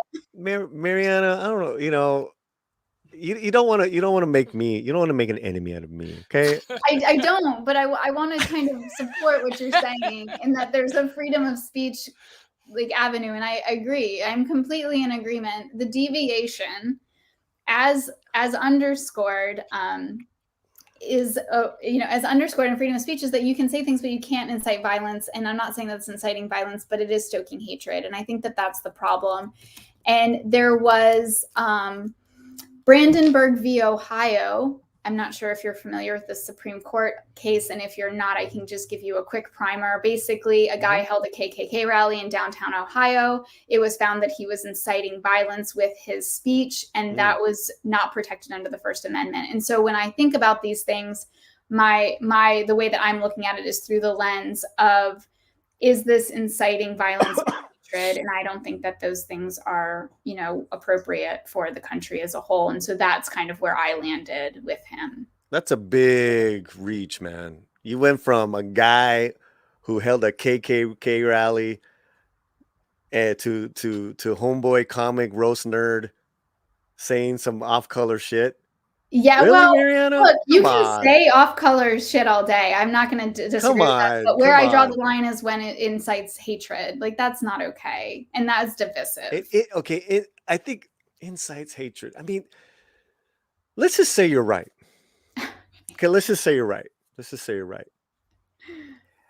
That uncomfortableness of inciting hatred, or, to me, that's an opinion. I don't think that's a fact. But I'm just going to go with your opinion. Okay. It's still protected. And I don't like it. I don't like it. It's still protected, though. I don't like it. I just even agreed with you. I thought that was the wrong venue for him to be doing that. Yeah, but let me ask you this. Is that a situation where it's for like the good of society? Like, I'm not Puerto Rican, so I can't tell you that I was offended. I found that offensive. Yes. Wait a minute. You're not Puerto Rican? No. What? Get it out of here. I think I like that both of you at the same time are like, what? But I found She did say she was not Puerto Rican earlier. I know. She's an Italian. She's an Italian. So I think that becomes kind of the issue. And I won't bore your friends in the chat with the of the Supreme Court ruling on Brandenburg v. Ohio. Our friends, Mariana. Well, I'm sure half of them hate me at this point. You gotta stop looking at the chat. Yeah, right don't now, look at the chat. That's focus right here. Look at Paulie's gorgeous eyes. Focus right here. Thin and mustache. Look at that. You're amongst friends. Well, then I invited you on. It's all good. Ohio, Listen. They're doing what they do. All right. Pórtate bien, mijos. No, papa. All right. Why don't we move on? You have chat. You've started a bunch of chats, a bunch of comments. I see. And Thomas Gilkey just came. Can I just tell you how much I love this guy? And not because you just gave me $20, but you had commented because I put out the request, for a Democrat to come on. And Thomas is a Democrat. Why isn't he joining us? Because he doesn't want to get barraged. And I get it, and I said, you know what, brother, you just come and listen. Okay. Well, I'm glad you're here, Thomas. Okay. For 1999, hail, much love. Keep being amazing. I used to say who I voted for, but when I said who I voted for 4 years ago, I said I got said horrible things about me, about my choice, and honestly, it made me change my perspective in politics. I get it, brother. I get it, and that's not right. that's not right. We have to be adults in the room. Mm-hmm. And when it comes to politics and religion and culture war issues, people just they get emotional first. Yeah. And, listen, I'm not perfect. Mm-hmm. It's a lot of work every day sometimes not to react emotionally. And I'm not talking about politics, Thomas. I'm just talking about broken shoelace problems. That's what we say in the program, in my sober program, Mariana. It's not the big issue, the big world problems that makes us want to drink sometimes or use. It's a broken shoelace sometimes. And we've kind of collectively as a society kind of become addicted to social media and reactions. So Thomas, you're making the right decision. Listen, Mariana, and I want you to respond to Thomas. I have not told on my channel who I voted for, and I won't tell anyone in the chat who to vote for. We want to bring on wonderful people like Mariana, Martha Bueno, Brandon, who guys, we had on the district attorney of LA last week, George Gascon on here. Ain't no one more progressive than that homeboy. Nope. That was a great interview. That was fantastic. Did you get a chance to see any of that, Mariana? I caught snippets of it and it was just wonderful. So I love all the people that you're bringing on, Paulie. Just keep it up. So what do you have to say to Thomas here? Well, first of all, I have to tell you, it actually kind of breaks my heart to know that people were saying horrible things to you about who you chose to vote for, because one of the most beautiful things about our country is the ability to vote and to exercise our voice and to help continue this great experiment moving forward, just to continue it. And so I think that's really awful. And, I think that this divisiveness is a result, as you're saying, Paulie, this addiction to social media, because when people are on social media, we're all pushed into echo chambers. We don't have a chance to hear from differing perspectives or other views. And sometimes when we're presented with that, unfortunately, instead of the questions of how did you come to that? Or tell me more about that. It's not inquisitive by nature, it's attack by nature first. And I think that that's really problematic. I can tell you that just varying comments on my Facebook with my picture with my ballot has really ensued a lot. I mean, people are just people on Facebook hate me, and that's fine because the algorithm curated from my time in Republican politics, all Republican leaning people.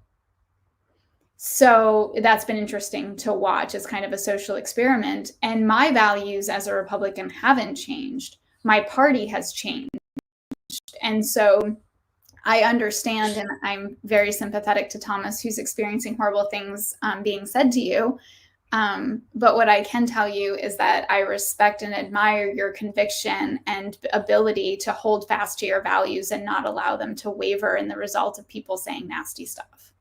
Thank you, Thomas, for the 1999. Love you, brother. And man, it's going to happen.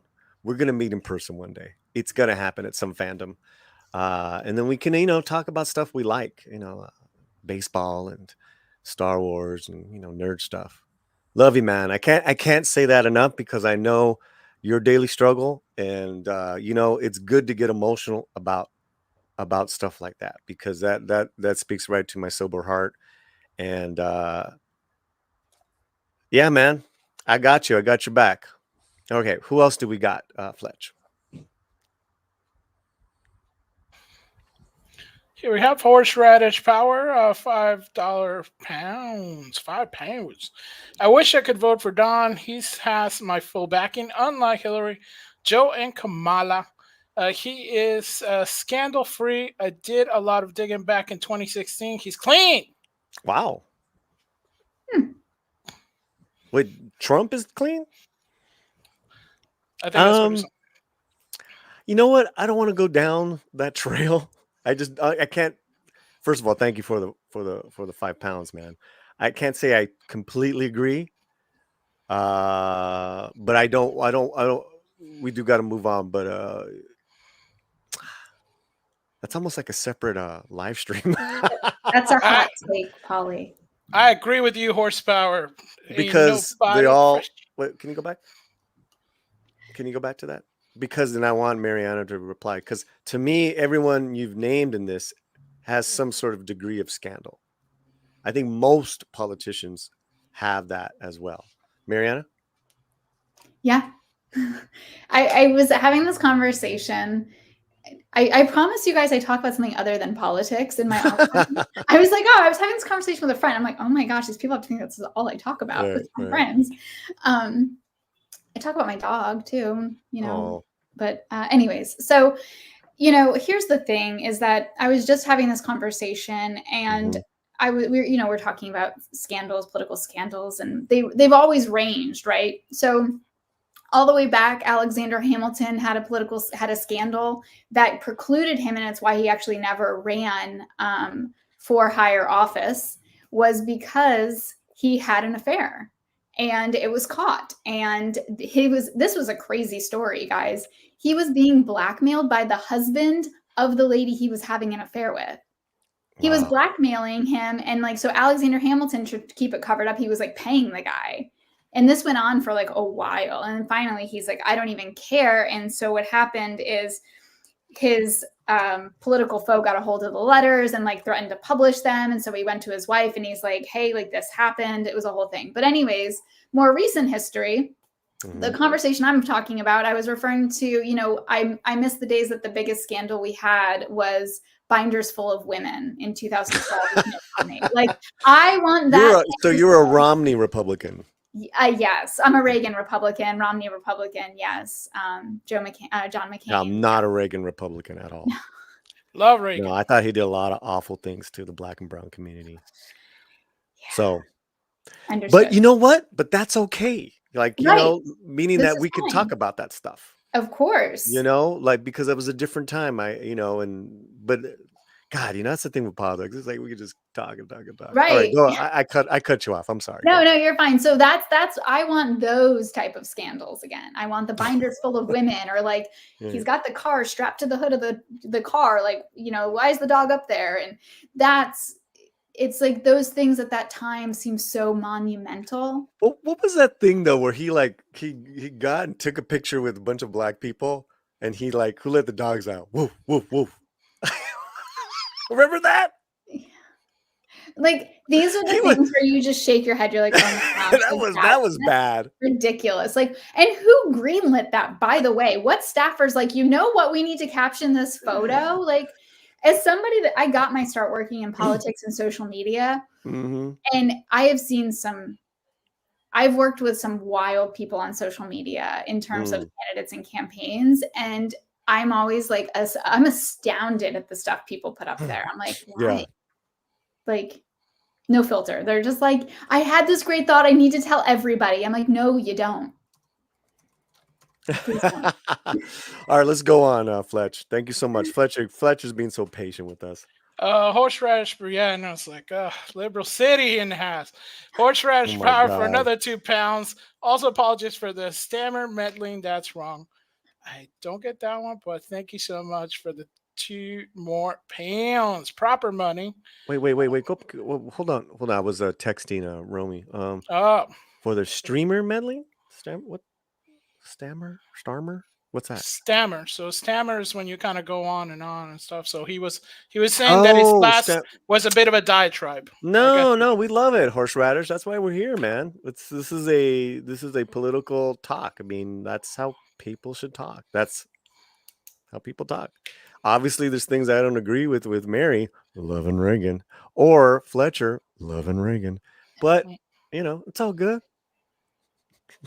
Fletcher's gonna quit being a producer. No, it's okay. I we all have family. That family member. JB, member of the channel, muchas gracias, with 2 Canadian pounds, extra maple on that $2. And He says the emperor has closed the left. Ha ha ha ha. Oh no. I liked how you did the ha ha ha ha ha. I know, I because did it's too, kind of actually. weird. I was like, wow, that's really good. Yeah. Well, I just, you know how people do, like, now they say their emoticons, like smiley face, smiley face. I don't know, that's kind of weird, but Yeah. I don't know. So I That guess that was would be good. like, thank you. Yeah, let's try. Yeah. That was good. Production. That was good. The Emperor has closed. You want to tackle that one, Mariana? I think he's referring to Donald Trump, but I don't know. And then it's talking about the left, like, oh, like, no. I'm not really sure how to unpack that, Paulie. But I did have a friend send me have you seen the massive statue of the naked Trump in Philadelphia? That was going. Oh, I'll send it to you. I don't want to see that. But thank you so much, JB. This is a little Mexican Iron Man.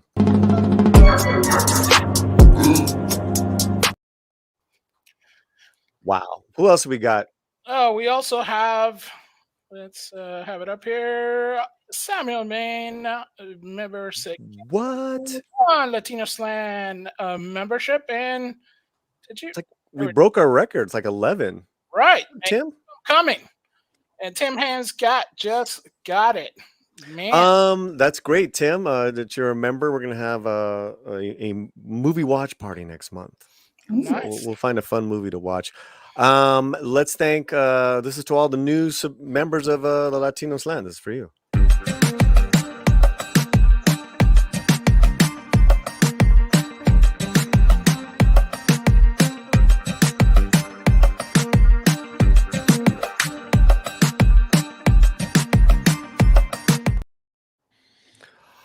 All right. So, what else do we have, Mr. Fletcher?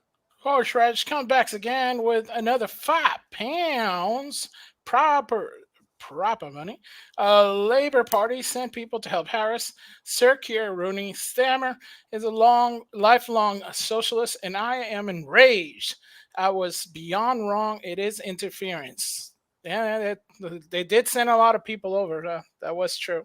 Wait a minute. I don't understand. What do you mean? What is this? So Labour Party is one of the political parties in Britain, and they did send a lot of people to help campaign for Harris.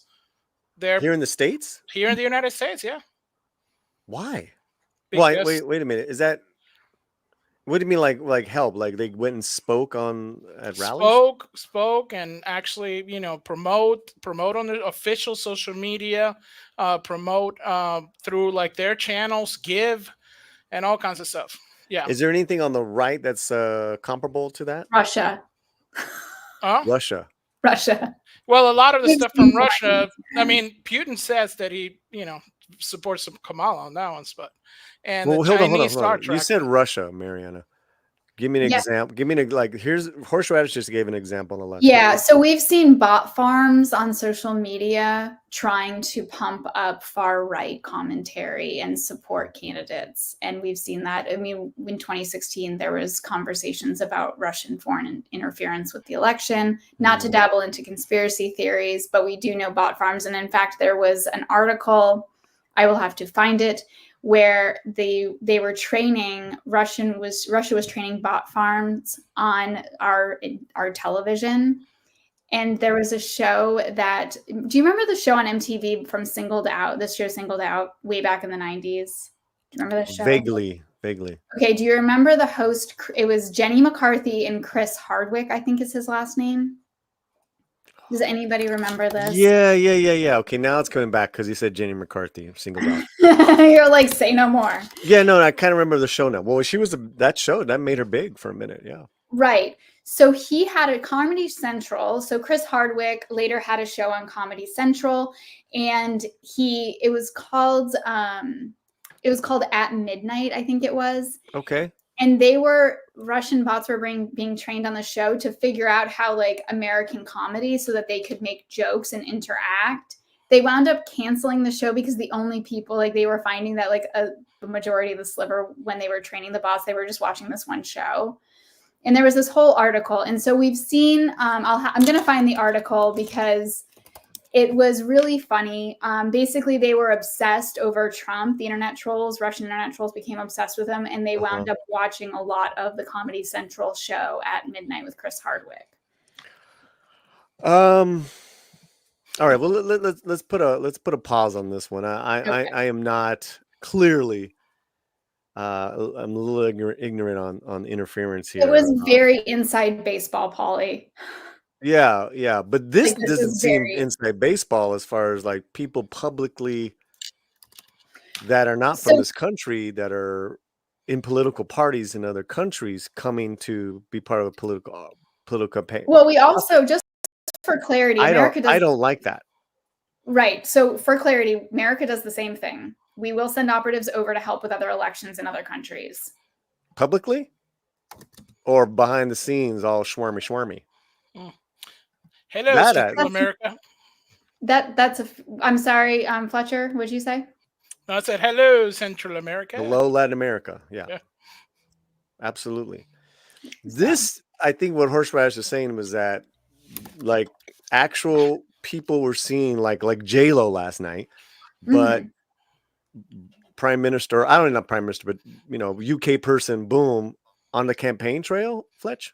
Right. So campaign and supporting through their official channel, not their personal stuff, like their official channel, and coming over to campaign. Yeah, I'm not with that. Okay, let's move on. All let's right. move on. So we got JB, member of the channel. $10. 10 Canadian. Planning forward today, here's something non-political. Ever heard of cannabis sickness? You get it in high dose long-term C-word users. Doc wants me to slow down rather not need a new kidney. Okay, all right. I assume you're serious. JB, don't send me another super chat. Just say right now in the chat, JB, yes, I'm serious. And yeah, C-word because we don't want to say too much because sorry. Right? That's why right. C-word. Guys, YouTube censorship is a real thing. Okay, paying forward some non-players. I have not heard. Well, I mean, I heard of cannabis addiction, obviously. Oh, I just said it. You get in long term. Okay, yeah. Okay, so basically, my liver and certain body functions were taking its toll in my drinking, baby. One of the benefits of being 9 years sober is a lot of that stuff works now well. And I want those to keep working well as I'm getting older. Which also, because thank God, Mariana, I have great genetics because my parents are like, and I know you're into fitness as well. Rest, being fit every day, and what you eat. That's like those are the bedrocks, JB. Bedrocks. Nice. If you do those three things, then you're already slowing it down. Right? You're eating well, you're sleeping well, and you're doing, like, I'd say for you, JB, give me 10-15 minutes of a higher heart rate every day. Then you are slowing it down. So listen to your doctor, JB, please. And Mary, do you want to give any fitness advice? I mean, we're not, Yeah, so I used to work on the Dr. Oz show. This is a really random aside. And when we worked on the Dr. Oz show, we used to all wear at the time it was pedometers because we didn't have an Apple Watch to count our steps. But we always had a saying that was like 10,000 steps a day keeps Dr. Oz away. Just for context, he's a cardiothoracic surgeon. He's not a general doctor. So I would say if you can maybe just start getting in 5,000 steps a day as a start, or maybe you're already getting 5,000. So aim for 10 and see what happens and try that for like a month and see how you feel. Thank you, JB, for your super chats. Much love and luck to your journey. And let me tell you right now, if you need any further advice, get a hold of me, latinoslant at gmail.com.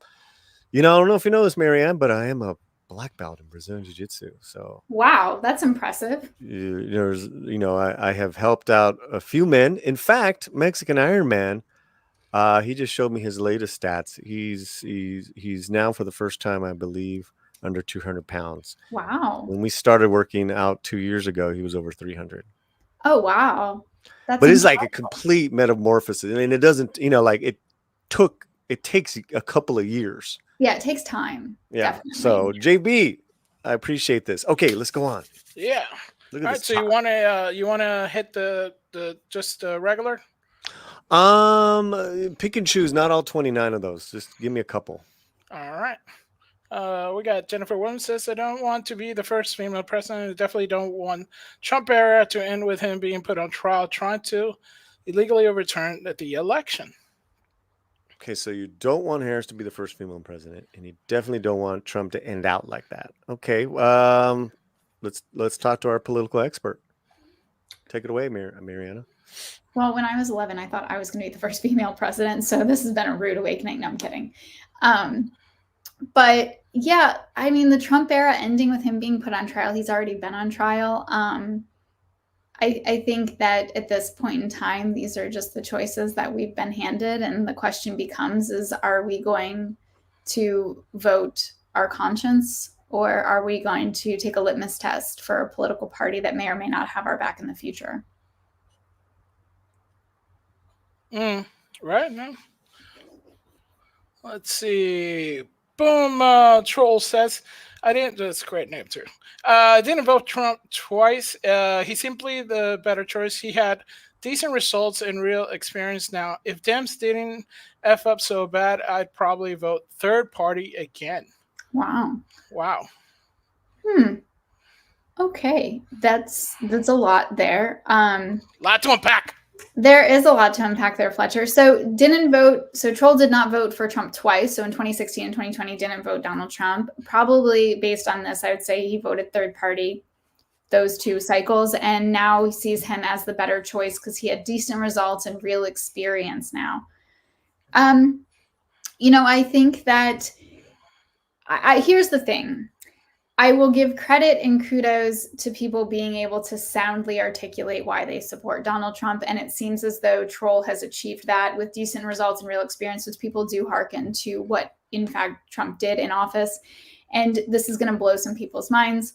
But Operation Warp Speed is something that I will give him credit for. He allowed the red tape to be removed so that private sector could do what it does best, innovate, and it was incentivized by the government. And I think that that's fantastic for free markets and being able to rush a product, the vaccine, to market. There were other things that I think Trump could have done a lot better.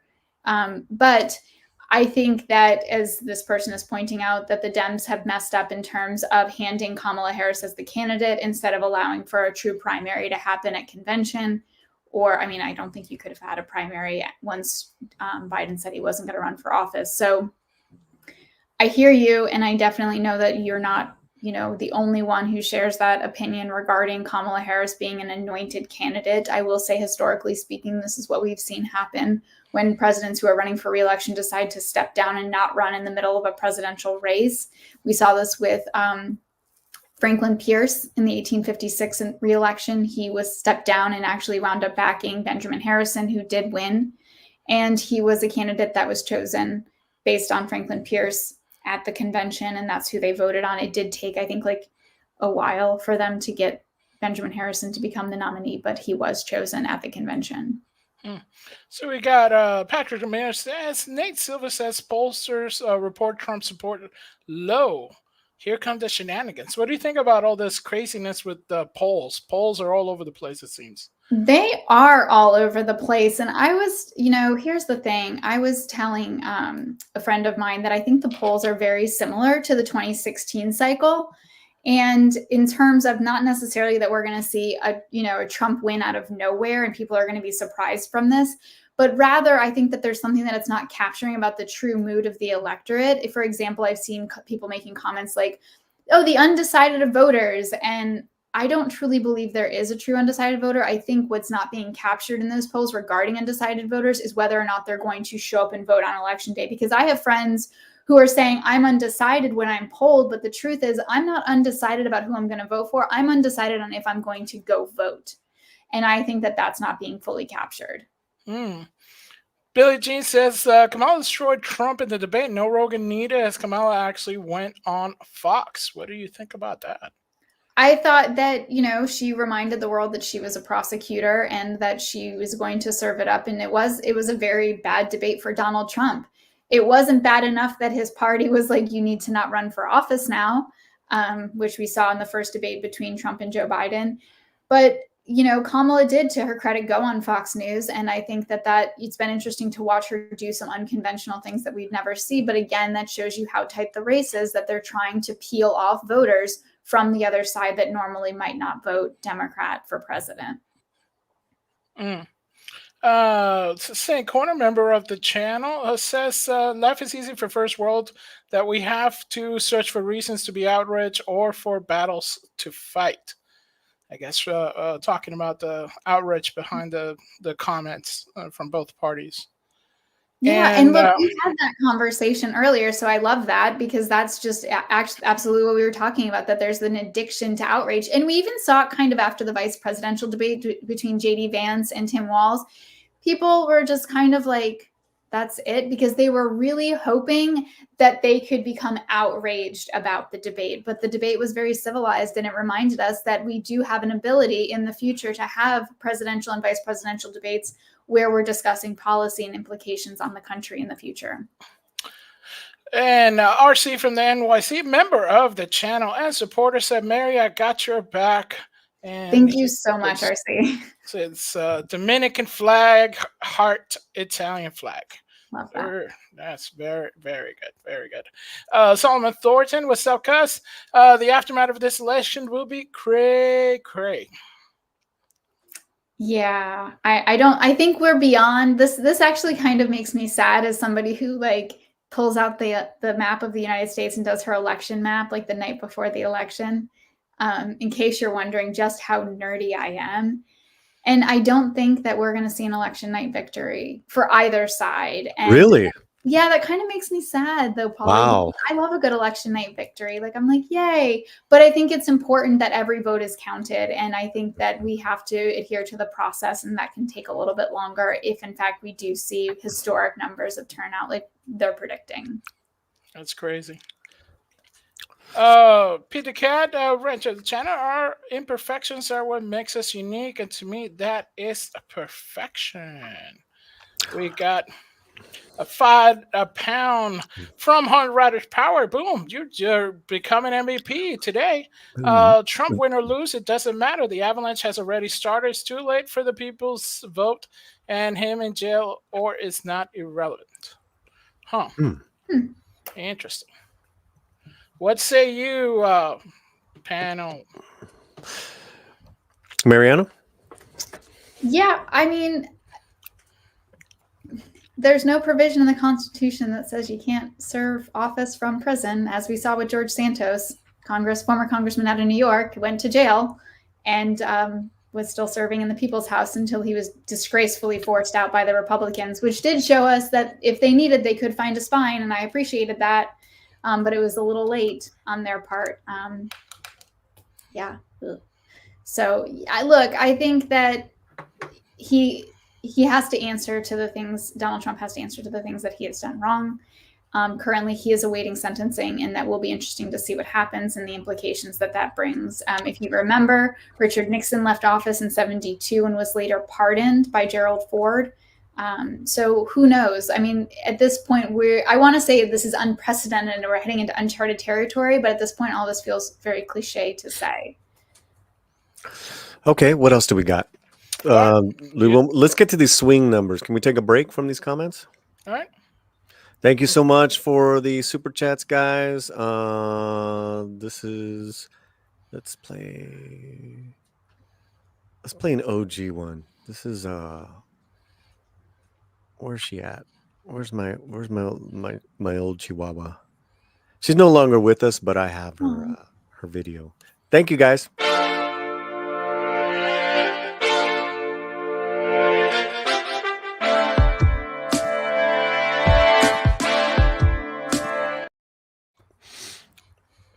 All right. Let's get to these swing state numbers. Yes. Now, Tell me about this particular poll.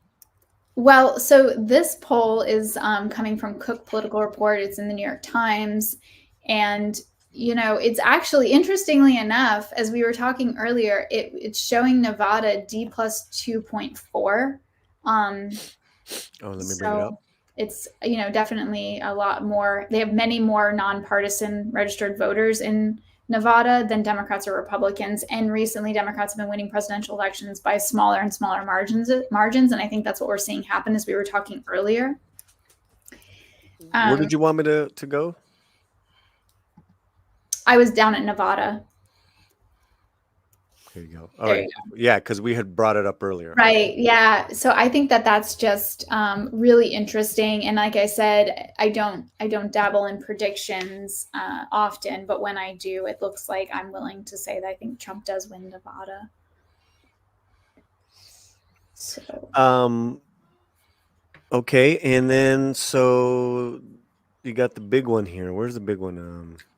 Pennsylvania. Pennsylvania, that's on everyone's minds these days, rightfully so. And it's been interesting because this report is showing Trump, excuse me. Mm-hmm. It's showing that the margin is D plus 1.2, which is Democrats 1.2 points up. And, it has the highest number of electoral votes in the battleground states. And it needs, the candidate that gets this has a really clear path to the White House. So that's going to be really interesting. And right now they're saying it's kind of possible that Donald Trump will have a good shot at that. And there have been some changes, as this article notes, in where it's gone. So I think Pennsylvania's on everybody's mind, especially after the Puerto Rico comment. What that does will be interesting. We know that Harris is going to Pennsylvania. Trump has been in Pennsylvania. So they're all really focusing on the Keystone. The Latin Belt. It's called the Latin Belt there. The Latin Belt. I like that. Yeah, there's a particular part of Pennsylvania. And I did a video on this like a few weeks ago. Mm-hmm. So now that Allentown is part of that, it's like ground zero. That's crazy. It really is. And, it's interesting because both campaigns are taking different approaches when it comes to courting Latino voters, right? So we have Kamala Harris is focusing on the messaging of focusing toward more college-educated women and focusing on really just women in general, because we know that women vote at higher rates than men. And we see Trump's campaign focusing on the younger male vote, specifically younger Latinos, and hoping that they will show up and vote. Oftentimes, we know that the youth vote is it's a slippery vote to get up to the polls and show up and vote for whatever reason. I don't know why, because when I turned 18, I was so excited to go vote. It was like the first day of school for me. I couldn't sleep the night before. But so it's really interesting to see the approaches that they're taking and what they're doing to double down on that campaign strategy. Yeah. I think we've gone over that as far as Latino men that are more working class, obviously going to go in towards where they actually have been very conservative as well. That's, to me, that's nothing new. But the Democrats losing those numbers over the last 12 years, that's crazy. It's insane to see that shift, because here's the thing, like way back in the day, if I would have said working class party, you would have immediately thought of the Democrats. And now when I say working class party, we think of the Republicans, and they kind of like switched sides almost. It's very fascinating to me. And even just watching Kamala Harris's campaign, I think I've talked about this before, she's running on a very 1980s Republican campaign platform.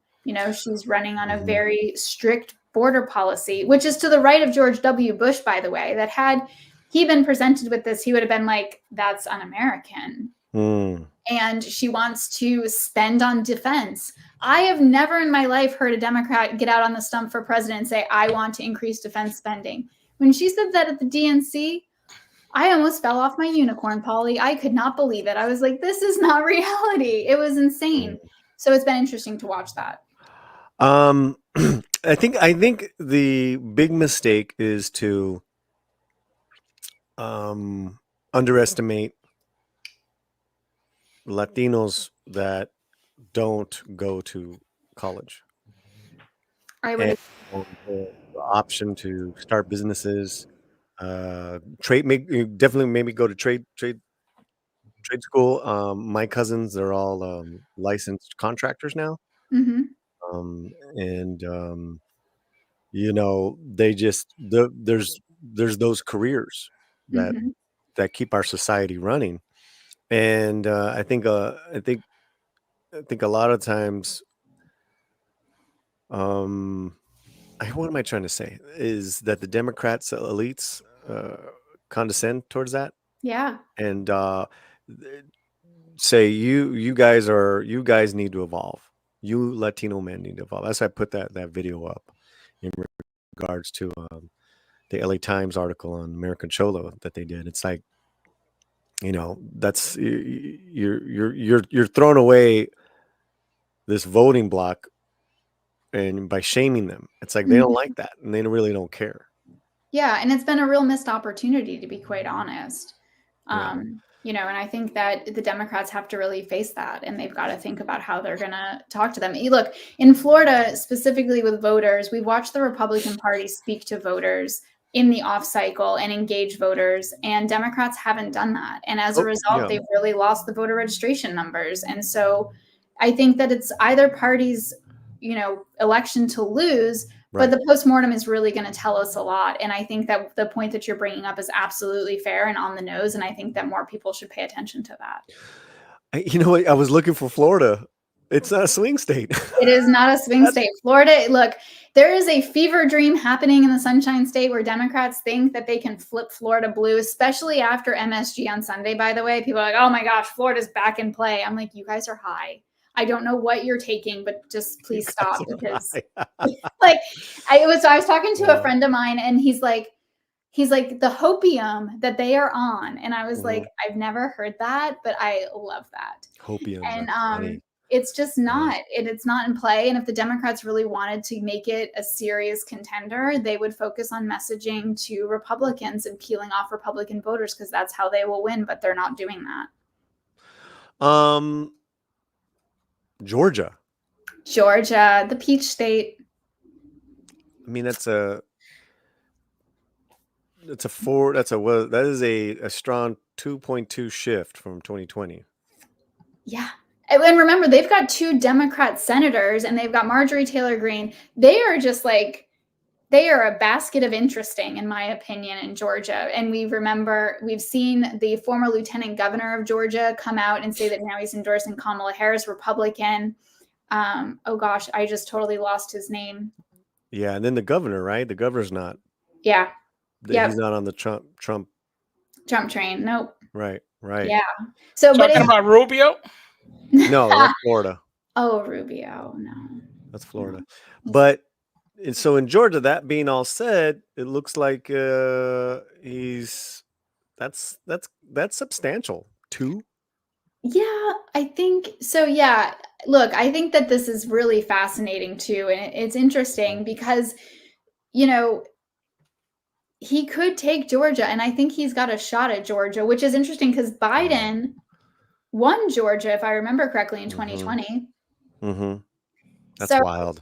Absolutely it's crazy wild to see him lose that, to see the Democrats lose that state in Georgia. But again, really, and I've had this conversation with a friend of mine, Michael Hardaway, who is a Democrat strategist. Oh man, we should have brought him on the show.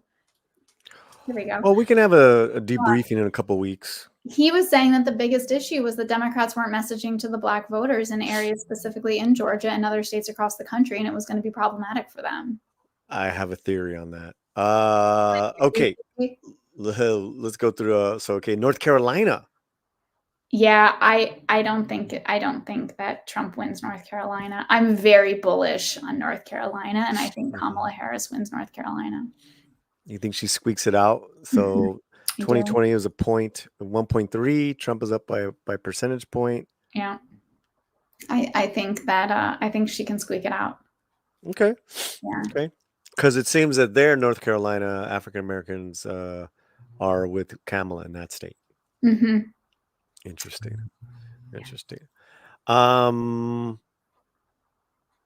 Okay, in Michigan, that's a swing state. Yeah, it's in play this cycle. I think that Harris has a good shot, but I know I've heard some rumors that Michigan, that Harris is in trouble in Michigan. Well, she's been going back to Michigan, right? Yeah. Yeah, that's not a good sign. Mm-mm. Okay. Same thing in Wisconsin too, by the way. It's right there. Let's past Arizona and go to Wisconsin. Yeah. Yeah. Now, Michigan, Wisconsin, which one is Waltz? Is Minnesota, right? Yeah, Okay, Waltz is Minnesota. Yeah. So Wisconsin, that is, it was lean in 2020. It's pretty lean now. What are your thoughts on that on Wisconsin? I don't know. I'm not feeling as bullish on Wisconsin as I am on North Carolina. I think Wisconsin's gonna be tough. If she can hold the blue wall, she'll be okay. But I think this is gonna be a nail biter, or it's just someone's gonna blow them out the water. I don't really know, and it can go either way. And I think that's why there's a lot of that's why it's up there. Yeah, people are like, oh man, yeah, absolutely. Former Governor Scott Walker in Wisconsin. So it'll be interesting to see what happens in the Badger State. But Arizona, can we talk about Arizona, Paulie? Yeah, really fast though. So it's like Michigan and Wisconsin combined. That's 25 electoral, right? Yeah, that's a lot. That is a lot. Okay. Yeah, well, and then we have to look at can she afford to lose Nevada, or what happens with Arizona? I think Arizona could go blue, but it's going to be another tight. I think Ruben Gallego can retire Carrie Lake for the U.S. Senate race there. I do feel pretty good about that. But then you know what else I'm watching? I'm watching Texas, which is not on here. Well, really fast. I mean, Arizona. I agree with you on Carrie Lake. She's just a bad candidate. But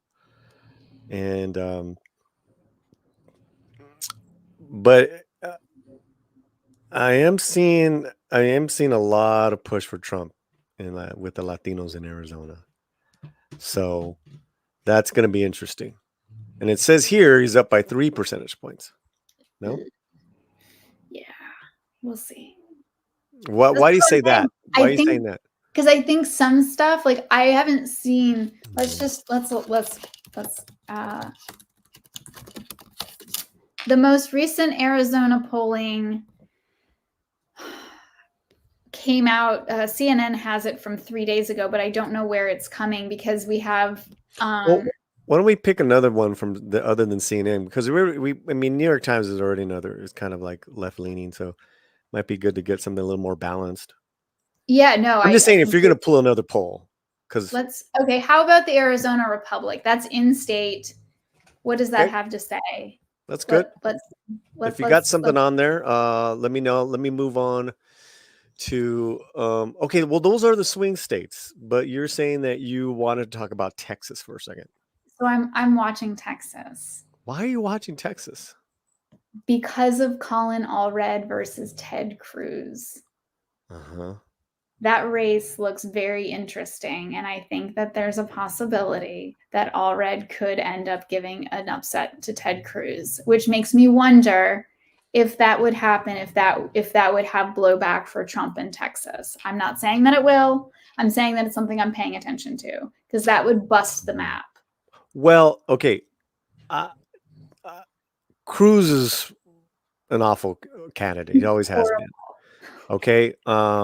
So that's not a big surprise for me, because who have they run up before against Cruz? Francis? Oh, Beto O'Rourke. Terrible candidate. That guy, I used to like to watch him on mute because he reminded me of a college basketball coach in the NCAA championship trying to rev up the team. Tell me I'm wrong, Paulie. He's like, guys, we're gonna win this. And you're like, the basketball game? Yeah. So going back to Allred, you could be right, but that I don't think that's going to affect Trump. But what I am seeing is what's been happening the last 12 years, and it's going to take probably longer, is that Texas is slowly turning blue. So I don't, that makes sense to me. The Democrat Party has been working on that for a while now. And it takes a generational shift, by the way. It took Florida 12 years to cement itself as a Republican-held, we're not a battleground state, by the way. And people are just like, no, it's a battleground, and it's not a battleground. Cancun Cruz, yeah. I love that. I'm surprised he's been a senator this long. Me too, actually. Yeah.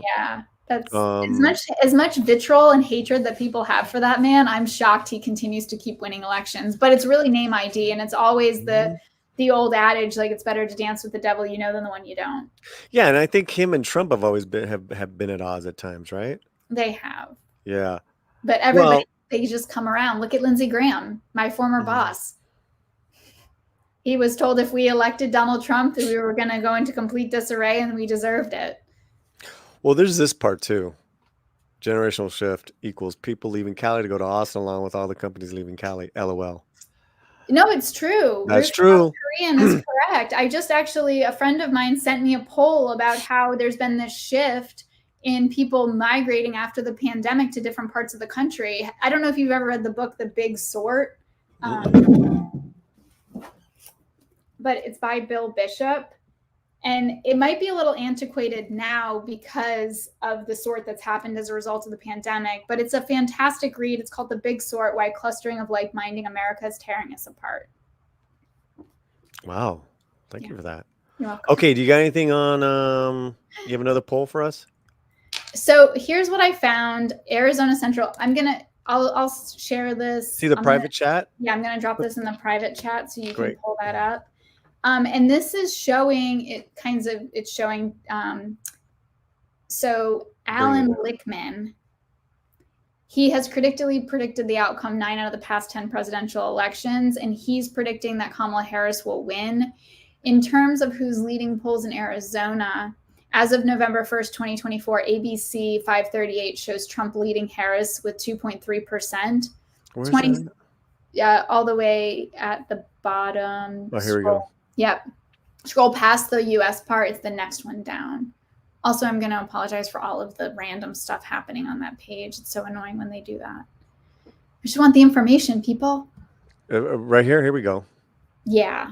So 270 showing Trump leading Arizona 1.8%. And then RCP average is betting Trump will favor with a spread of plus 2.3. I mean, that's in line with the New York Times. I mean, it's just tight. That's exactly right. It's just a tight race, and it's very interesting to see it this close. Wow, that's Arizona, everybody. Yeah, Arizona. In Arizona before, wasn't it blue 4 years ago? I'm pretty sure Biden took Arizona in 2020. Right. So this would be a very interesting, and that was 2020, he won. He narrowed the victory over Trump. Yeah. It was a controversy. There was an election review. Remember, we had like ballot ninjas. What were they called? They were called something. Which one? In Arizona, there was like, what was it? I don't remember. Hold on, let me see. It was like, and then there was like supposedly conspiracies over bamboo and ballots. I don't know. There was like all sorts of craziness that was happening, but it was one of the most secure elections, and we saw historic turnout for the country. And I think that was phenomenal. I'm a firm believer that people should show up and vote. Like, I encourage everyone to go vote. All right, so there you have it. Those are swing states. Anything else you wanted to add to that? No, I think we've kind of hit the high notes on that, Paulie. What do you think? What do you got?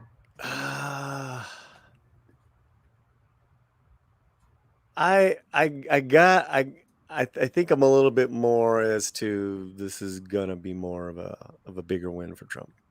Yeah, you think it's gonna be like do you think this is a landslide victory? No, it's not a landslide victory. I actually think it's gonna be wrapped up that night. Really? So, yeah. Oh, tell me more. I'm curious. I want to hear more. I mean, that's just the sentiment I'm seeing a lot, and maybe I'm just in certain feeds and out, bubbles, but um, I think in regards to a lot of people going away from the Democratic Party that were Democrats, that were people of color, that are voting for Trump. I've never seen that before. And they're in different states. It's not just one place. I think North Carolina is interesting because they don't have that problem that New York, Chicago, California has in regards to immigrants kind of taking space to where African Americans used to be, and African Americans feel very slighted. Their communities very slighted, and they're not quiet about it. And you've seen a lot of these groups, right? They are voting Trump, because of that. So that's just my feeling. That's just from what I'm seeing. So I like it. No, I think it's interesting because, as we found ourselves on social media and finding in different feedback loops of sorts, it's interesting because I've heard that people are like, oh, I think that Kamala Harris is totally going to blow it out the water. And I was like, I don't know where you're seeing that, because that's not what the polls are telling me. Like, the polls are saying this is going to be a really close race. And I'm just not sure if we're going to have, I hope, to be honest with you, I would love to have an election night victory on, either side. Like, I think that that's important. And I think that but I'm a traditionalist, right? Like, I want that. And I thought that it was odd in 2020 that we couldn't get to, granted, we had so many other things happening during the time of the election, but it was interesting. It was weird because, like, we went to bed that night not knowing. And I think that collective ambiguity it doesn't help kind of calm the electorate, right? Like, the electorate can't take a collective sigh at midnight and say, this is who won. And we know, in 2012, I watched Mitt Romney give a concession speech right around midnight to Barack Obama, who won his reelection. And I thought that was, it's very statesman. That's what happens when you lose an election. And I think that that's really important. And I would hope either side would do that in this cycle, because I think the electorate needs that. I hope so too. That I definitely agree on. And let's talk about aftermath. And do we want to do that, or do we have super chats? You have all these. Oh, here's the starred comments. Oh, we have quite a bit of super chats piling up. All right, we'll get to that in a sec. Stick around, guys. You guys are absolutely wonderful. Post-election thoughts for the country and beyond. I think that's a good place to start off with, is being statesmen, and obviously after what happened in 2020 and January 6th, no one wants to see that again. That I definitely agree with. So yes, I would like great concession speeches and acceptance, all that stuff. I also would like the Democrats never, ever, ever, ever, ever doing what they did to Biden and putting a Kamala in there without a proper primary process. Because in my opinion, she still is the worst Democratic candidate I've seen in a long time. There's other very wonderful candidates that got bonked out. And that's been going on for a while now. What are your thoughts?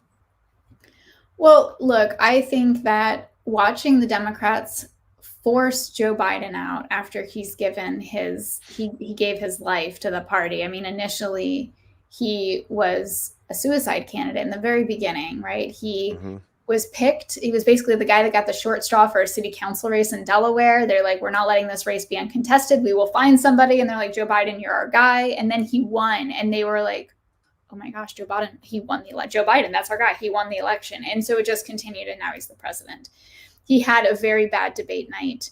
And as somebody who has worked in various degrees of Republican campaigns, from local races to state races to national races, I never understood, like, as a Republican, like, how is it we always beat the Democrats?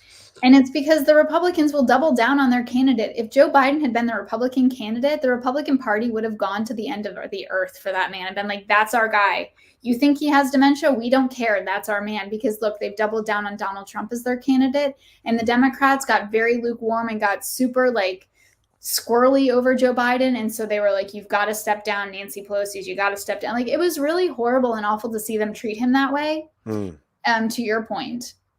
And so I'm not sure if there's going to be a massive rebuke as a result of that at the election box. It'll be interesting to see what happens. And I would love to see a postmortem on that. And I also don't know how many people would come out and say, like, I voted against that because that is not appropriate. And you can't treat your candidate that way. But I did think that was very interesting to watch the Democrats all of a sudden be like, Biden who? And he tried. He held on for a really long time. He like refused. My favorite was he held the press conference that one afternoon for what he had achieved with the United Nations. And the press is like, are you stepping down? And he's like, I brought you here to talk about my achievements. And I was like, good for you, Joe Biden. Like, I appreciated that rebel in him. And I really respected that. I mean, he's still rebelling a little bit there. I think he's been a little, I think he hasn't helped them on purpose. I've heard that, and I don't know. I can't speak to, I'm not with either campaign, so I can't speak to that. But yeah, it's like, so for example, I don't know if you saw the tweet from the White House where they put out a graphic that said ban assault weapons now. And everyone's like, you're not helping, Joe. This is not the time to do this. So it has been interesting. And there have been questions and rumors over, are they intentionally sabotaging her campaign, or what are they doing? So yeah, I would have to say that it's been interesting to watch. And there have been some reports that they think that the Kamala team feels that the Biden camp is intentionally sabotaging and stepping over her when she's on The View. He's holding a press conference and, just crazy stuff. And you're just like, these are all supposed to be adults. Like, we're all supposed to be adults. And so some of the stuff kind of seems a little petty. Okay. If Kamala wins, how do we go forward? We have a transition of power like we would, and like we would expect if Donald Trump wins. There's a but like if Kamala wins, what's her presidency? What's her administration going to look like?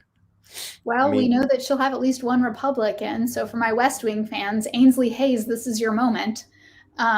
If you've ever seen the show The West Wing, but I'm not really sure. I think it'll be interesting to see what it would look like as a presidency. And, in the similar vein, people think that they know what the second Trump presidency looks like because of Project 2025, and the Democrats don't have anything on that side. But I would hope that Kamala's presidency looks like what she's campaigned on and that she'll adhere to those policy stances. But I don't have my magic 8-ball handy. How can any of those policies bring people together? I think that's a fair question. And I think that she's going to have to work across the aisle, right? Like, she wants to work on immigration. Well, I think one of the best ways that you can do that is by focusing on one issue at a time. We can't talk border security and immigration. Like, we should really think about decoupling them. We saw that the Langford bill was very successful and had bipartisan support until Donald Trump went in and killed it, because he said that if you pass this, you won't have anything to run on in this cycle. And that's not helpful. And so the same thing with ACA, why they didn't repeal it when Republicans had the opportunity, because they wouldn't have been able to actually run on anything. Well, I mean, it seems that it was more than just running on the immigration, was that it was the wrong bill. That it was a bipartisan bill, though. Like, that's pretty impressive. But it would have been a bill where he could not have come back. Like, let's say he wins the presidency and kind of improve it, change it. It would have been, there's one point, I believe it had to do with so many millions being accepted. Jesus. But I think it's a little more complicated on, I want, kill it. I want to run in it. Like, there was a lot of thorns with that bill. Okay. All right. Then, at the same time, it almost seems that she's said that she's going to do a lot of things for different people, reparations for African Americans, letting all amnesty right away, which would seem to both of those things that I think would aggravate different groups of Americans. It would aggravate. Yeah. And then signing a national, getting Roe v. Wade back. Well, I mean, she's going to have to work with Congress on any of those agenda items. And so she's going to have to be able to work with both Democrats and Republicans. And, just because she occupies the Oval Office doesn't give her carte blanche to just sweepingly reform. Like, I think this is great, but in order to do that, she has to be able to work across the aisle, because I know that the Republicans will stonewall the process, and she has to be able to find compromise. And that's kind of what this nation has always been about, is compromise. But don't you find some of those policies, you're a Republican, you're voting for Kamala, going against your principles? Well, my principles are to put my country over my party. And I can tell you that I can't support Donald Trump. And I've never supported Donald Trump, because I don't believe that he encompasses what's best for our country. Okay, so most Republicans are pro-life, or a choice up to a certain point. And she's pretty far left of that in regards to no limits. That's pretty radical. So that's a hardcore principle. What does that have to do? As a Republican, I believe in small limited government, and that extends to not allowing the government to be encroaching into my body and or my bedroom. So then that would go across the boards with how they dealt with COVID? That is a very interesting point, and that's actually vastly different. And this is where we're going to lose everybody, because don't worry about that. Me and you are talking. Okay. So and when it comes to society, there was an English philosopher who pointed out that my freedoms extend only as far as your nose begins. I can swing my fist, but my right to swing my fist ends when it hits your nose. And when it came to COVID, specifically with restrictions, I can do what I want to do with my body, but the minute that impacts you and your health and your liberty, I cannot. And let's say cool for jab. Sorry, Fletcher. Then I don't want a 2-on-1, because No, I was just saying, because if we use that word, the C word. Oh, jab. My bad. Jab. Thank you, Fletcher. Fletcher's coming in as the producer, and I appreciate you. Let's watch our language. It's okay. just YouTube's gonna flag. I mean, I can't imagine YouTube not flagging this already, Fletcher. Okay.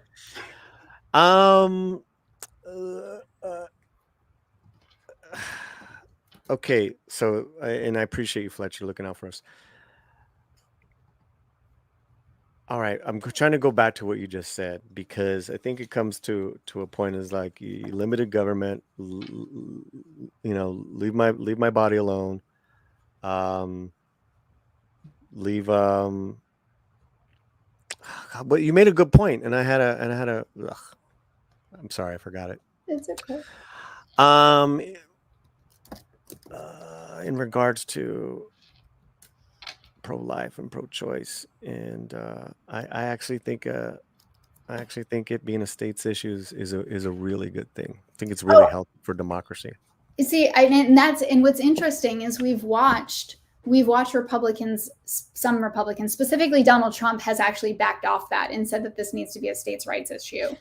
And here's the thing: the English philosopher that I was thinking of is John Stuart Mill. And he had an essay, and it was called On Liberty, and it was a harm principle. And it said an individual's action can legitimately be encroached upon if that action might harm another individual. So regarding the pandemic, regarding those restrictions, that is where you are like, okay, because the goal of the government, as stated in the Constitution, says that they are to protect the general welfare of the public.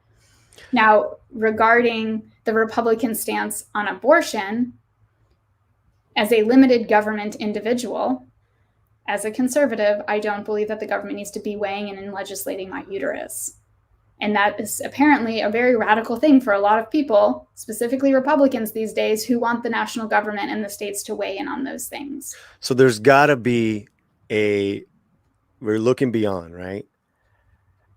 Where is the compromise? Well, the compromise regarding a Kamala Harris presidency, and again, I can't. Yeah. We're just spitballing here. Well, that's good.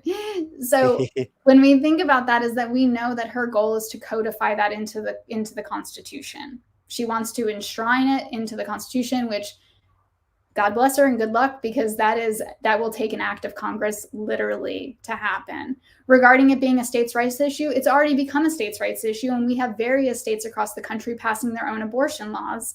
I don't know if I can say that. Fletcher, please private chat if I'm not supposed to say things like that. So no, you're okay on that one. I think the other one is the C word for some reason is what they always dislike. Got it. Okay. All right. So, which is funny because sometimes the C word means other things too. Hey-oh. Oh. I'm telling you, man. I'm liking you every time you come on the show. Thank you so much, Paulie. That means a lot to me. I like you too, and Fletcher. I love spending time with you guys. Yeah, so but how my audience and my chat feels, that's another story. Oh, I'm not looking at the chat. Hey. Listen, you know what? I think they can all appreciate that we're having discussions. So Yeah, and that's what we're here to have this discussion. So okay, where were we? Well, so as I was saying, that we've seen states pass their own semblance of these laws, right? They've taken it over as states' rights issue. And in Florida specifically, it's on the ballot this cycle. It is the Fourth Amendment. And there's been a big push on either side. And as a result, we're seeing conservatives finding where they're going to land on it, whether they're going to say yes on 4 or no on 4. And I think even Trump weighed in on that. And people were like, oh, how can he do that? It's like, well, that's what he's being consistent on. But here's what's interesting, Paulie, is that the Republican Party, specifically in Florida, and I would argue nationally, the Republican Party is having this struggle because there's this new generation coming up in the Republicans that are not socially conservative. They're socially liberal.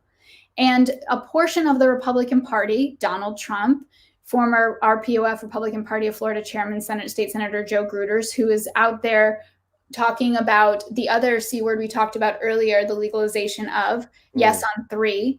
He's supporting that. And they're recognizing Florida young Republicans are issuing support of the Third Amendment that's on the ballot. And what we're seeing is that these Republicans are wanting to build a wider tent to bring in other voters who might not normally vote Republican. And so they are looking to become more socially liberal.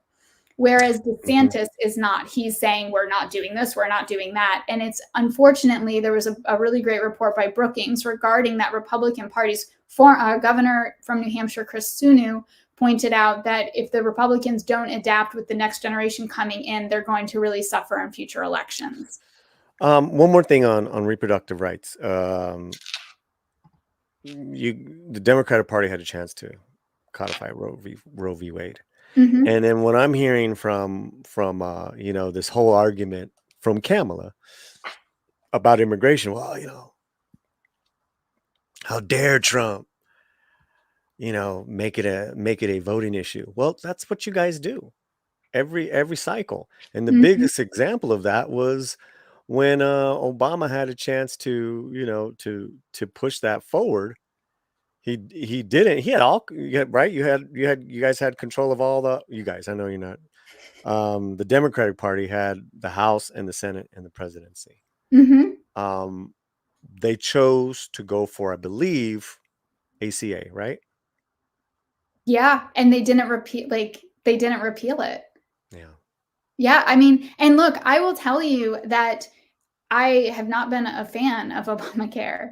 And, as a Republican, that's ridiculous. However, the Republicans didn't replace it when they had the opportunity. And so it's been really astounding. But Democrats have also had opportunities, as you pointed out, and they haven't done things. And so both parties are screwing up because at the end of the day, it seems that sometimes both parties would rather go to the election, throw red meat at the base, and then let the voters sort it out. And the voters are like, I thought we did this before, So I'm just very curious how a President Harris will will uh, will uh, will try to get the reproductive rights thing, Roe v. Wade back. I mean, she's literally demonized Trump and Vance, saying that they want this national ban. So I that's gonna be mean, interesting. That's gonna be interesting. it will be very interesting to watch, and I think that it's going to require compromise, as our Yes. country needs to have. And I think that if the states are going to pass their own laws, then there won't be a need to codify it into the Constitution. Well, then that's a campaign promise that she really, sidestepped, because she wasn't being truthful then. And that's what very poorly Trump and Vance have been trying to say, guys, it's a state's right. This is probably the best thing for everyone. Well, in fair, let's be very fair here regarding reproductive rights, that Trump and Vance weren't saying that it should be a states' rights issue until it cost them electoral victories in 2023 in Ohio, Kentucky, and Virginia, when Republicans lost because of the Dobbs decision that was handed down 17 months prior as an agenda item for Donald Trump. And then the Republicans wound up losing some serious ground because women were terrified and decided to vote to protect their bodies over their tax cuts in the midterm and the off-year election of 2023 in those key states. Absolutely 100% agree with you. And it went back to Trump going on his campaign promise of 2016 is that he was going to get in conservative judges and overturn Roe v. Wade, which happened, right? Mm-hmm. And then, as you said, they overturned it, which was, that would have been a good time to start talking about, the theory of states' rights, and that would have been something. I don't think they definitely did not expect they were expecting that red wave, and that did not happen. I know, I'm absolutely with you. And I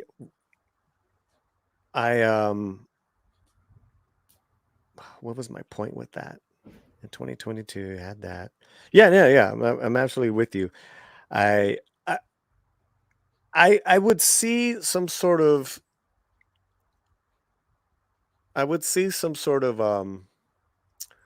interesting. Well, I just don't see her getting away from. Oh, okay, all right. So no, back on point, Paulie. Okay, so you said that they had to pivot. Mm-hmm. Well, of course, that's and the left has done that. Kamala has done that as well. I love that. But Fracking. here's Excuse the me. thing: is Hold that on. not everybody's pivoting. Hold on. I don't know. But my point is that she has done this during the election, during this campaign time. Mm-hmm. Fracking before everything. It was before 2020, and then she's saying, "Well, I haven't given up my principles." To me, that doesn't work for me. Fracking and the border, like you said, she sounds like a 80s Republican, But then she's like, "Oh, I'm going to give amnesty to everybody." So, I mean, this whole idea of pivoting and changing it up is nothing new. Okay, all right. I don't know where I was at, but I just wanted to okay. So we went over a Kamala presidency. Anything else under a Kamala presidency? No, I do think I will say I think it's interesting. It will be interesting to see what Republican. She said, "I will have a Republican in my cabinet." And it'll be interesting to see which Republican she's going to get. It'll be one of the ones that have backed her up, like with a Cheney. That would be really like this is making. I'm very clear eyed that this is making very strange bedfellows, because I'm fairly certain that if you and I had this conversation 10 years ago, and Fletcher would have been like, "Guys, Dick Cheney is going to back and endorse a Democrat for president," we'd be like, "Fletcher, are you okay?" Mm-hmm. Right? It's making very strange bedfellows. Yep. What about spending in the economy right now? The jobs just came out, and it is catastrophe. and basically it's another kind of, they said one thing, but the reality is this, and that has happened a lot.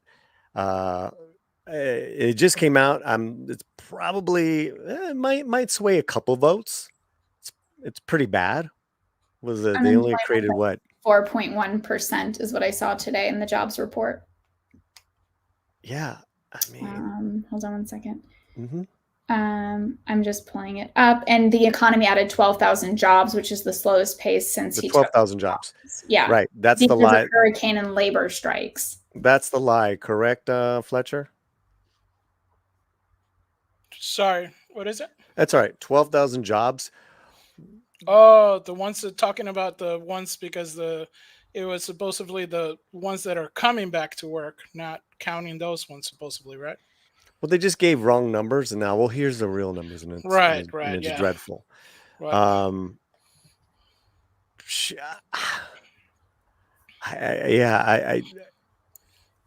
just trying to. How is she going to get everyone working again? Get the economy, going again. Get some wealth going again. And then when I say wealth, I'm just talking about people trying to afford groceries. Yeah. Yeah, I mean, I think also the argument becomes made is that people have to want to work, right? Like, there are people that don't want to work, and there's plenty of jobs. It's just that sometimes they don't want to wait tables or tend bar. I mean, I was a bartender for 3 years in grad school, and wasn't the greatest job, but I did it. I don't know about that one. Nadia's a friend of ours in Nevada. My husband was laid off in May and still can't find a job. Would you I don't know sharing? How is that? Like, I would be curious, Nadia, like, truly, like, and my heart breaks for you. Like, that's horrible. It's now November 1. But to your point, Paulie, how is that possible that people can't find jobs? Like, my question is, what's the field he was in? Is he in, Nadia? Because I'd love to know that. Listen, our thing here is that we just work no matter what, and that's we come from that. So I had a certain retail warehouse. He's applied, but no one will get back. Go ahead.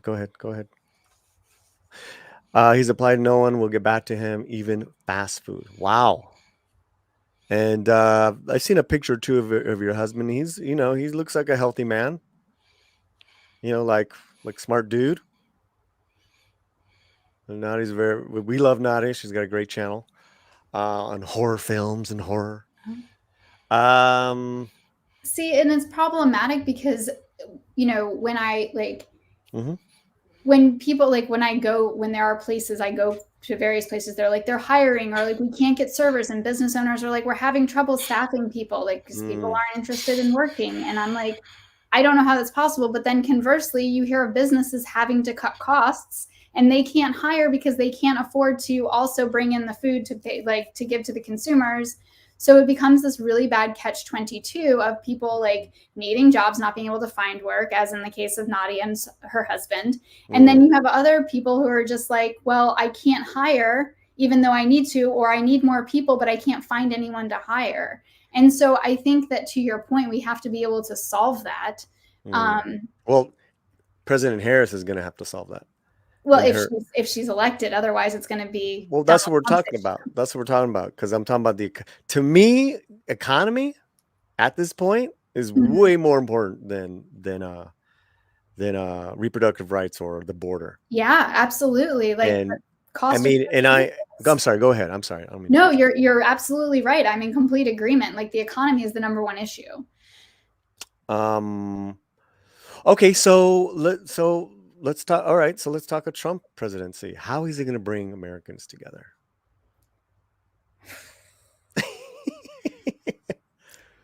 That's been a question I have mulled for years.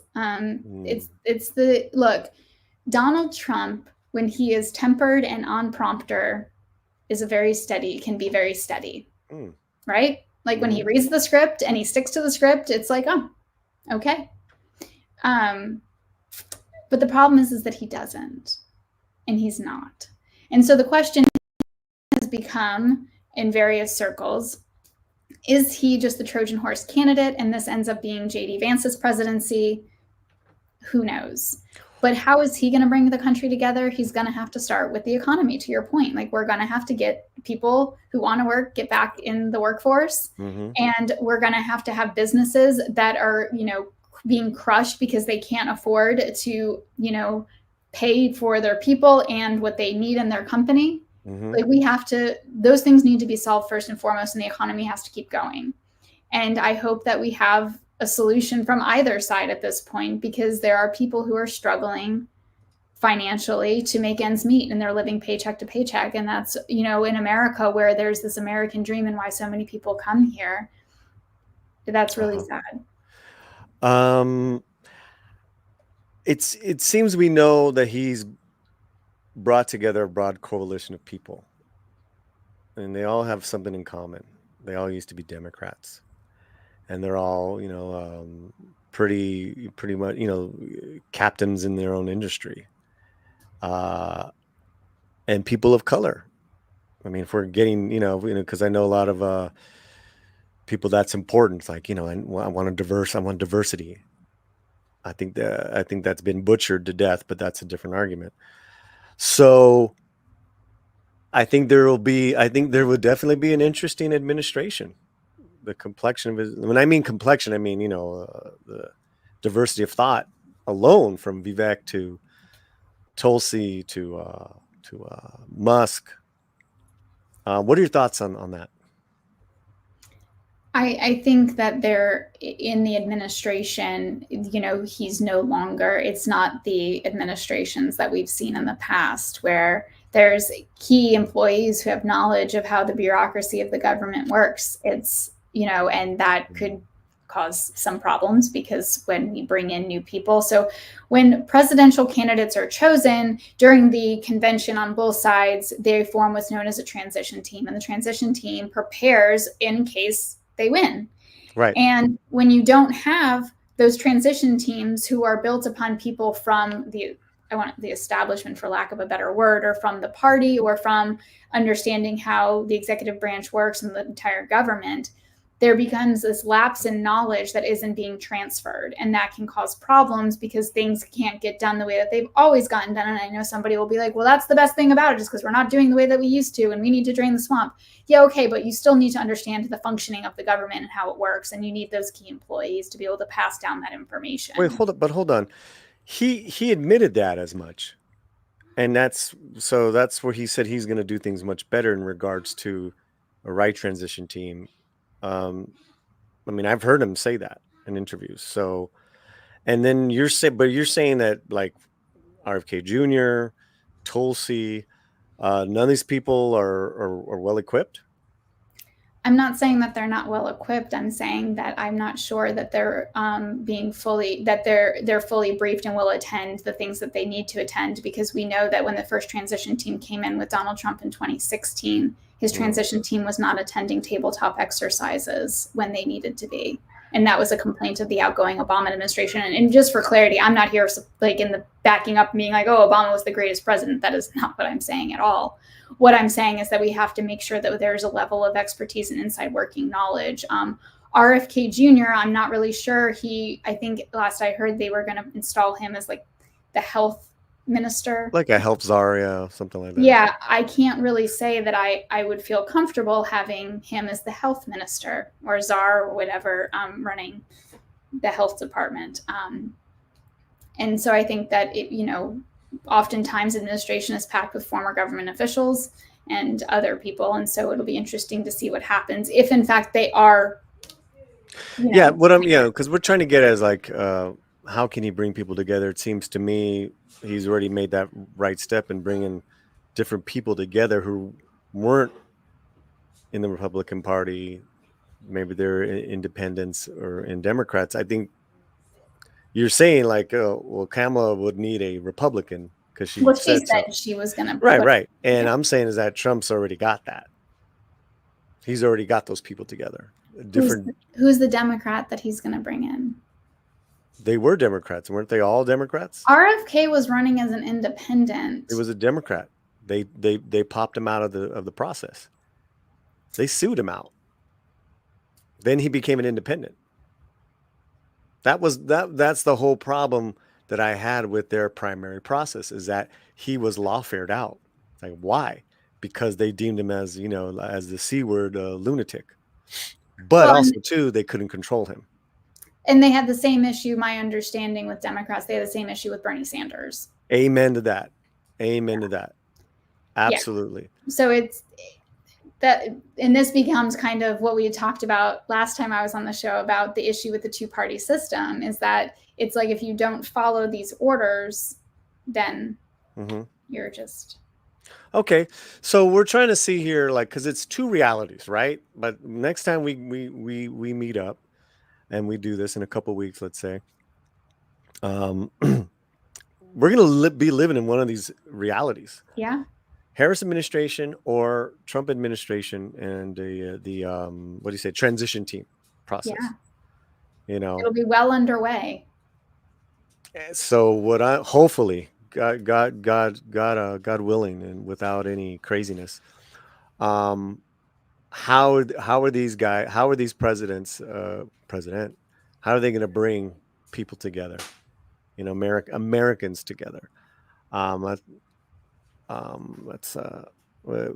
get a couple thoughts from Fletcher. Yeah, and we haven't heard from Fletcher at all. I've suppressed him. Aww. It's Fletcher suppression. Hashtag. What are your thoughts, my brother? No, I do feel that a lot of people have. There's been an anxiety about this election. It's palpable. A lot of people are concerned, even like after the election is over. I know that today is All Saints Day, so it's mandatory for us Catholics to head to church, and I would ask everybody to ask all the saints in heaven to pray for the country, pray for unity after this, and we pray that there won't be any division between Americas, but we, kind of come together and all stuff, have an argument like this, just chat, because this is the Interflex, is YouTube's, so we can have a cordial thing in the chat. We have people from all over, one side or the other, but we can still have a civil discord, that there won't be anybody out on the street, and hopefully have a peaceful, nice, time for the election. Just go out there if you have your grievance, go out there and vote, and have a good time. Don't turn America South America. Amen to that. We have I'm going to end this poll, Fletcher. Ooh, end the poll. 277 people voted. Wow. Woo-hoo. I think that's our biggest one. Was it? Man, yeah. I think of a live poll? Yeah. Of a live poll, yeah. Yeah. Nice. We've had polls that I've put up that have done like 400 or 500 polls. But this is the biggest one. Wow. Wow, that's great. Thank you so much, everybody who voted on the poll. And please share and subscribe. Share and subscribe. And also we got I think we've been having recently, I did put in the chat Maria. So if you guys want to follow, she has a website, and go check it Maria. out. We're calling you Maria now. Oh, sorry. This is a long stream. No, we love Mariana. Mariana. And we're gonna chat about doing something a little more semi-permanent, maybe. We'll figure it out. We'll figure it out, Paulie. We'll figure it out because the thing too, is like, you get a good sense and a good vibe from even though it's on you. I've never met you in person. Not yet, Paulie. Not yet. See, I'm liking this lady. Let's see. Home stretch poll is done at 277 votes with 80% of the vote. Who do you got? Trump, mi tío loco. Here, I'm gonna let you read it, Fletcher. Since you wrote this one, go ahead. Oh, so home stretch poll. Who you got? A winner with 80% of the vote. Trump, mi tío loco. Second place, Kamala is my mama at 10%. 3 got undecided / 1 independent vote at only 5%, and we got votes at home. Quote Arizona, only 3%. Wow. I don't know why, but Yeah. you know, let's print more of those votes, Arizona. Come on. Well, I want to thank everyone that did the poll there. That's a lot of fun, and you know, clearly it's not a scientific poll here. What? Yeah, but yeah, like Rafam, who's our like resident rabble rouser. We love him so much. This chat is Trump heavy. It's like, well, that's, you know, those are that's my audience, man. You know, I mean, we're not a political channel, but you know, I don't know what to tell you, Raf. You know, that's 277 people. That's a lot of people voting. That is a lot of people. That's a lot of people. And whether they're even in the States, I don't know. That's another point. Because anyone can vote. It's a it's a landslide. Oh, this is awesome.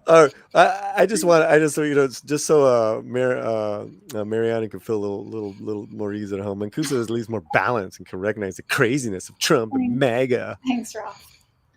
Trump is already lying, saying he's being cheated. Calm down, Ralph. Calm down. Everything's gonna be okay. Okay, we have. Can you hang out with us still a little bit more? Or do you have to go? I have to actually go. I'm on the East Coast, and I have to meet my mom for dinner. Ooh, what are you gonna have? I am not quite sure. I've got to. She's probably texted me at some point and been like, "Okay, hey. I'm getting hungry, dog. I'm getting hungry." Yeah. Is there any super chats or anything that we want to put up really fast for Mariana? We have like 6 super chats. You want to go through them real quick? No, like anything that's kind of like connected to her, so to speak. A lot of stuff about the election. Okay, go. So, let's go real fast. You got 5 minutes? Yeah. Okay. Horse Rider's Power, 2 pounds. Social media was created to sow division in us all. Well, it has. I don't know if it was created for that. Yeah, it definitely has become that thanks to the algorithms. But initially, it was started as like a hotornot.com. I don't know if I can say that. I feel like I'm censoring your entire show, Paulie. I am so sorry. Let me check and see if this thing hasn't already been. But initially, it was to find out if, you know, who your crush was dating or, you know, whatever. But it's amalgamated into something that is now sowing division. Absolutely. So we've had the most views now that we have had. I mean, this is a huge live stream for us. Oh wow! And over 102 likes and 3 dislikes. Yes, that's badass. Nice. So, no, the green dollar sign is still on, so that's good. Nice. Johnny Gonzalez, member of the channel for $5. Vote early this morning. Don't like some damn policies like loan forgive, border approach, but tired of chaos, so I voted for no chaos. Okay. Whoa. Okay. There you go. Right. There you go. Thanks, Johnny, and thanks for being a member of the channel. You're in Florida, my brother. Much love to you and the family. And you know, I think you're the one that got one of our swag hats, right? I sent you something like that last month or something. Right. To become a member of the channel, top billing gets a free swag from Paulie Swag Bag. Yeah, I got some stuff to give out. Okay, nice. Move on. Horse Rider Shreds for another £5. Thank you so much. MVP of the week. My prediction 2024 will end up becoming on sound, and SCOTUS will root for referendum election. And by then we will be on the edge of World War III. Oh, the very positive outlook here. Well, it is coming from London, so from England. So it's rainy over there. We got to give it to them, and they have those crackers that are kind of okay. Anything else? Or is there something I want to show Marianne, like a feel good before she leaves? Really quickly. We got Horseradish with another £2. I see. Hey, Rose, I'm gonna have to send you something, Horseradish. I know, right? Don't make me pay that UK mailing, but I'm gonna send you something good, dog. Maybe a Latino Slant T-shirt. Nice. I see you being there 2 elections due to 2 cyber attacks. A lot of those attacks. Wow. And last one for horseradish powder, love this. £5. If you don't read the newspapers, you're uninformed. If you read the papers, you're misinformed. Mark Twain always read between the lines. Be critical. Love it. And Love coming it, in horseradish. last hot. Let's do a horseradish power Appreciation banner and put him up there #1 for today. He's our prime sponsor today. Nice. RC from the NYC, member of the channel, Cinco Doloritas. Marianne, vote Dominican cuisine for dinner with mom. Nice. All right. Ooh, that sounds delicious. I'm getting seriously hungry. Earlier, I had a slice of bread with peanut butter. All right. I'll actually be in the Dominican at the end of November, not to completely throw us all off topic. What? My father lives in the Dominican. What? Yes. Yes. Lives on there with his wife. So. Okay. Is that it for now, Fletch? Yeah. Okay. The Dodgers. The Dodgers Are, let's get rid of that for me. Are celebrating right now in Los Angeles, and we are huge Dodger fans. Can you get? I'll get rid of that. There we go. And they're giving Clayton Kershaw some love. I thought you'd like to see this, Mariana. Check this out. Oh man, I've waited for this day for a long time. I've waited to celebrate for a long time. I can't imagine being anywhere else right now. And I can't imagine doing it with a better group of guys than this group right here. I'm at a loss for words. That's man. the wife. I didn't have anything to do with this championship, but it feels like I have the best feeling in the world. Oh my God, that's emotional. Wow. You're a champ, bro. You're a champ. Hall of Famer, future Hall of Famer. Mm-hmm. Look at that. Look at the love there. I love you guys. Wow. Thank you. Dodger for life. Dodger for life, baby. Oh, that's awesome. Let's do it. Oh my Oh, God, man. that was great. And then he's got another I'm one waiting here. for- One more for Mariana.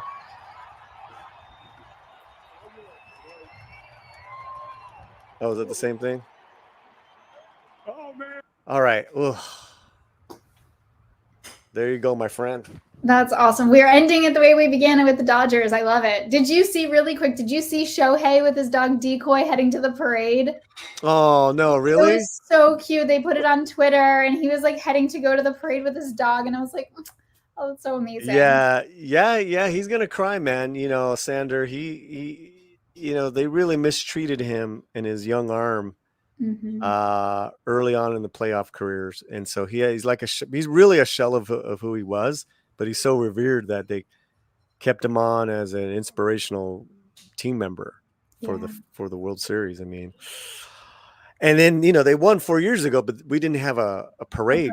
Right? Yeah, because of what was going on. So yeah, the happenings. to see that, Yeah, did you that's see that so cool. crowd? Yeah, Funny, Dodger Stadium is filled up right now. I bet. No, that's amazing. Oh my gosh. Well, Fletcher and Paulie, thank you so Hey. much. I'm so grateful Give for you guys. let people know what's up with you. Yeah, you can follow me on Twitter at Mancuso Mariana. You can check out my site, mariana.com. And if you're on Instagram, follow me at Mariana_Mancuso. And of course, TikTok at Mariana Mancuso. I think I've hit all the high notes. But thank you so much, guys. I appreciate each and every one of you for joining today. This has just been fantastic. And I look forward to joining you after the election. Let's do it. Go Dodgers. Go Dodgers. And you give your mom, tell her thank you for letting us take so much of your time. You guys have a wonderful dinner. Thank you guys so much. We'll chat soon. Bye. Adios. There she goes. Man, that was really cool. That was really cool. Good discussions, Fletcher. Heated debates. Yeah, a little bit. I mean, I think more in the chat. Chat was on something, man. Chat was on something. Okay, so what do we got? We have comments. What do we got? Yeah, we had some comments from the, when you guys were talking about the election stuff. So I don't know if you want to still go with that, or you want to just switch it up, or what's. Let's hear from RC and from Nadia, and then we can go through them All right, top so, to bottom real quick. RC says Mary wishes on Tuesdays with the split electoral vote, particularly Nebraska. We don't know about that one. Let's go on. Sorry, RC. I'm against the government controlling medical decision and medical care over any individual. Yeah, we brought that up too. Yeah. I think. Okay. Nadia said, I'm more interested in what would Kennedy, Gabbard, and even Vance would do. I mean, I'm definitely interested in that ticket for the future. All right. You know, I've become a believer. RC from there would see if Trump kept showed any sense of humility and conceit in 2020, I believe he would be a lock in for president. I mean, it's a good point, man. It's a good point. Yeah, it's a good point. It's a good point. I agree with you. Nadia says, I'm first generation here. My dad came to this country with nothing and built himself up. The American dream is possible. Yep. Nice. Good. Nice. Good. Nice. Anything else? Is that it? Well, there's tons of chats. Do you want to go through them all? Or No. Right. I meant like anything you starred. Oh. Why don't we got a couple of Hollywood news items. I want to record so we can we're gonna let this be public this for a few days and then take it off, and then we're going to chop up some of these segments for you guys. But yeah, I'm glad you guys liked Mariana. Hasta luego. Yeah, you should have asked Mary, what is a woman? I mean, if it's gonna derail. We were really going off on a lot of different things here, but you know it seems that the modern Dem Party has a real tough time answering that, which is really unfortunate, and comes with a lot of problems. And I'm trying not to use any of the keywords so we don't get, I want to keep that money sign green. You know what I mean? Because this is our biggest live stream, and we've had some big ones the last couple of weeks, but it is now passing the Cameron Pasha one from a week and a half ago. Nice. And that's like we're still streaming, so that's I got it. We want to keep that going, guys. So I got a couple of movie Hollywood items for you guys. Okay, who else do we got? What else is interesting here? As far as comments, great chat. It was a great chat, right, RC? And rest in peace, Yankee defense and fundamentals. Nice. Green is good, dog. I mean, green is good. Rafam, I enjoy Mancuso bringing some different perspectives to the chat. I believe she is a conservative. That she can at least stand in line with the cultist behavior of MAGA. Great chat, Paulie. Thank you, man. I'm glad you had a good time. Also, people who have not subscribed, please subscribe now.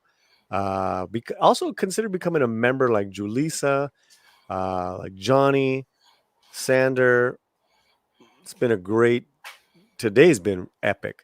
All right, let's do a couple of items because I am not going to be live Monday or next Friday because we will be out of the country.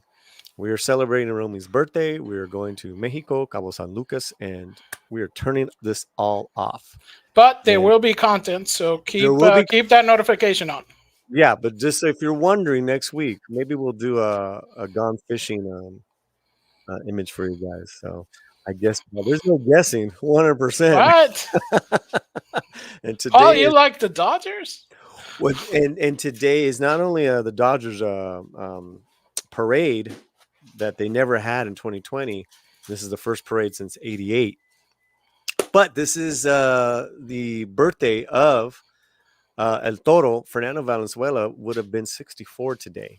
Mm-hmm. You tell me that stuff like that, you just can't dream of stuff like that up. So there's a lot of Fernando love today. Oh yeah. You know, Yeah. A lot of rest in support. peace, Fernando Valenzuela. 64 today, honey. That is absolutely crazy. 27 championships, Paulie, we are good. Right. So that's why I have no problem with us being a dynasty for the next 10 years, because we got a lot of catching up to do. We only have 8 championships. Yankees have 27 championships. But I believe most of those championships were like 100 years ago. I love it. I love it. We're going back to sports RC ball wants talk. to take it over. Okay. What was that? Members will get to be guest hosts while you're gone. Hey, I wouldn't mind for RC to come on with Fletcher. You guys would have a good discussions on stuff. RC's great, man. Thank you for being here. Okay, let's get some Hollywood news. What do you think? Hollywood, man. Tom Cruise eyes Days of Thunder sequel. Man, whoa! He doesn't get tired of making money. Money's good. Green is good. Not greed, but money. Wow. Little news flash here. We're just getting this minutes from about less than an hour. The actor producer is exploring a follow-up to his 1990 NASCAR racing film while also developing a Top Gun Maverick sequel and figuring out the future Mission Impossible franchise. It's got a lot going on. Yep. That's 3 IPs there, plus the Iñárritu movie that he's supposed to be filming. Mm-hmm. Crazy. Yeah. Dude, on the surface, the idea seems rather bold. Thunder wasn't considered a box office hit, making $157 million globally with a production budget of $60 million. And the film received mixed to negative reviews from critics. But having revived and modernized 84's Top Gun and Top Gun Maverick, the actor believes he can work similar magic with his racing drama, which, like the Top Gun, was produced by Don Simpson and directed by Tony Scott.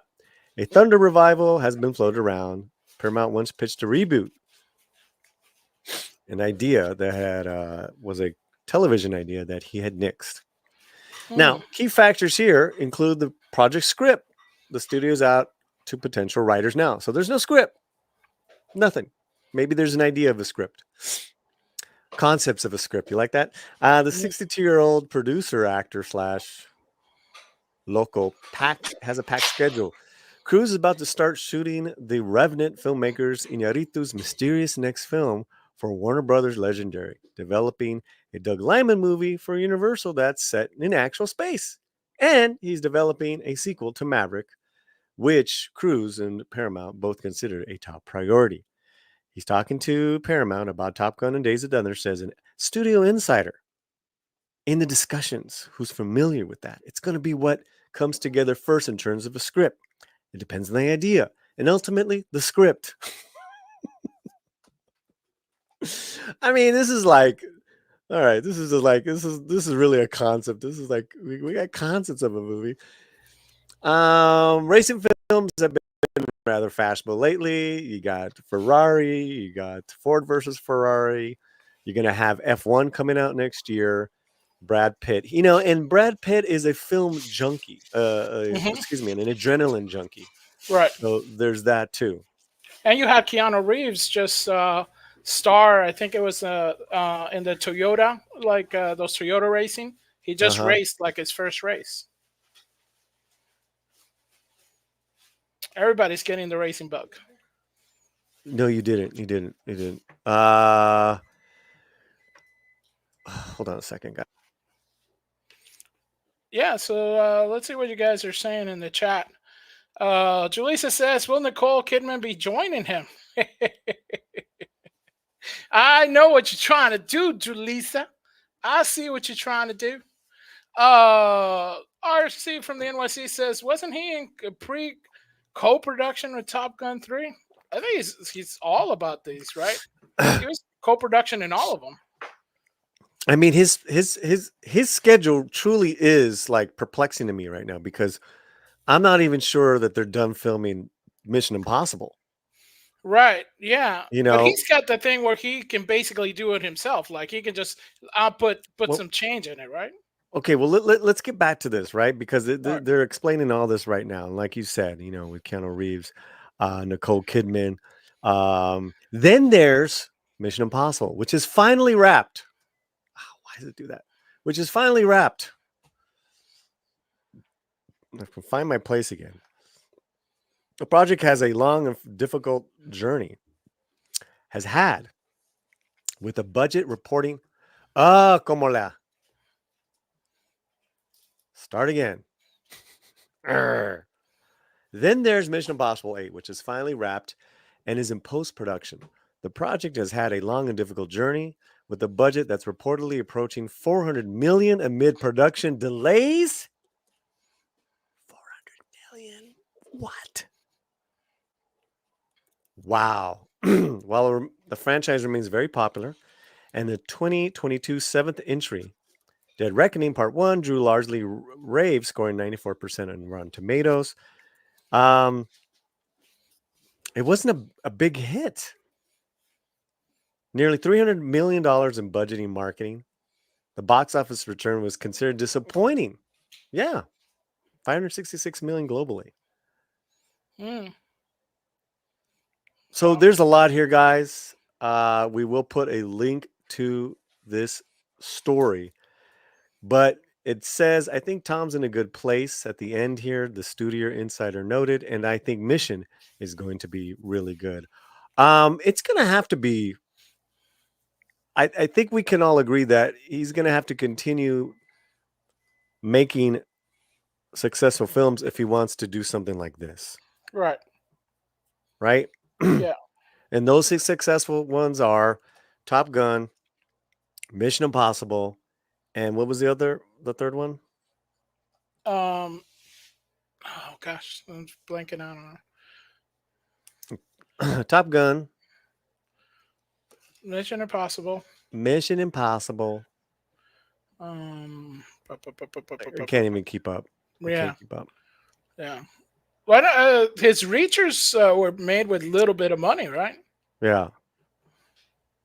Yeah, but you know, and then if he wants to do any of the like the Mysterious Inarito films, those don't have to be a hit because that's gonna be more considered like this is my Oscar contender. Right. His other ones are gonna have to be, you know, be hits. Yeah, and it's not costing him that much, right? How much is that Inarito film? But let us know what you guys think. Thank you so much. Crazy. It's hard to do I'm trying to do a segment, a standalone segment without a mess up, right? So then I can clip it without having to edit it. This one I'm going to have to edit, just so giving you guys a little insight. So when I like my segments, I don't like dead air. Dead air or interruptions, or necessarily going to you guys in the live chat, because as a standalone video, that doesn't make sense unless there's something, you know, that makes sense with your comment. But then I had the dogs and Romy, and I was like, oh man, the elements aren't working. I'm gonna have to edit that one. Yeah, Dragon says, I thought there was already a sequel for Days of Thunder. It's called Talladega Nights. Talladega Nights. Ricky Bobby. Days of Thunder renewal. Interesting. Eyes wide shut too. Oh my God, no. Oh, and we got Steven166. Thank you for subscribing. If you haven't subscribed, please do check if you're subscribed and consider subscribing and becoming a member. Yeah, and thank you guys for the memberships. And we have a couple of MVPs tonight. Horseradish Power, top donor, top MVP of the day. Dude, thank you so much. That is just amazing. And it really goes a long way, man. We can't thank you enough. Any other fun comments? RC says the Reacher films have a second win on Netflix. Yeah, I did see. Yeah, that a lot of the stuff. Yeah, a lot of stuff is doing really, really, really well. Risky Absolutely. Business 2, who left the dead? What happened? Risky Business 2, who left the dead hooker in Daddy's Porsche?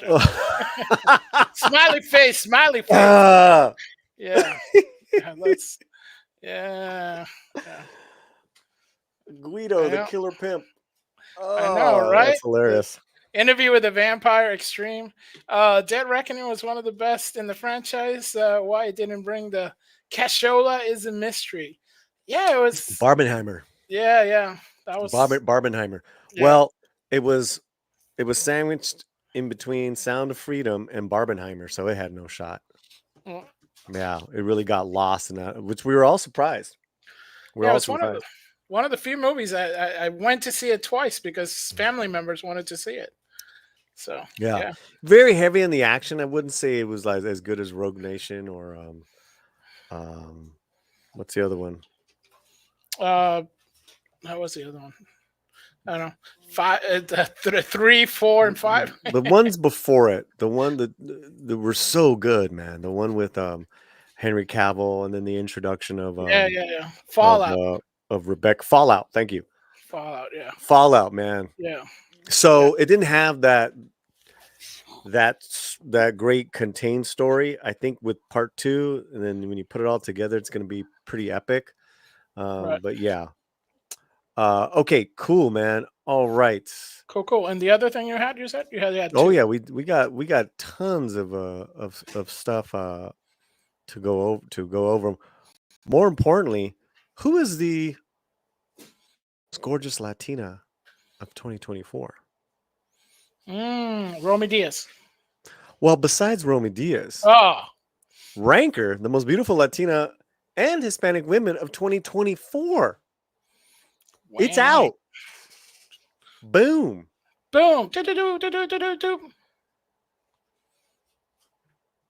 Discover the allure of the hottest Latina Hispanic women 2024, ranked by fans from all over the world. Wow. This ranking was established to recognize the physical beauty of these women that possess on and off screen, including actresses, singers, models, and more. This list of beautiful Latina Hispanic celebrity females, features just some of the all-time greatest beauties. All right, so I'm not going to read the next paragraph. You can cast your vote. So there's been 19,000 votes. I don't get the ranking of this. I don't know how Ranker works, but I guess you can vote. So what I'd like to do is I'd like to go from 10 to 1, and then we can change some of the the Latino Slant will vote. What do you think about that, guys? What do you think about that, Fletcher? Nice. Let's do it. All right, so we're gonna go because we don't know. We don't know. Some say they're beautiful. We don't know. Some say they're the best. The best Latino actresses ever. They're the best. They're the best. We'll see. We gotta know. Number 10, Sofia Vergara. This Colombian beauty has been, doing her thing since the 90s. Absolutely. She ranked number 5 in the most beautiful full-figured women on earth. Okay. All right. All right. But number 10, I want to say that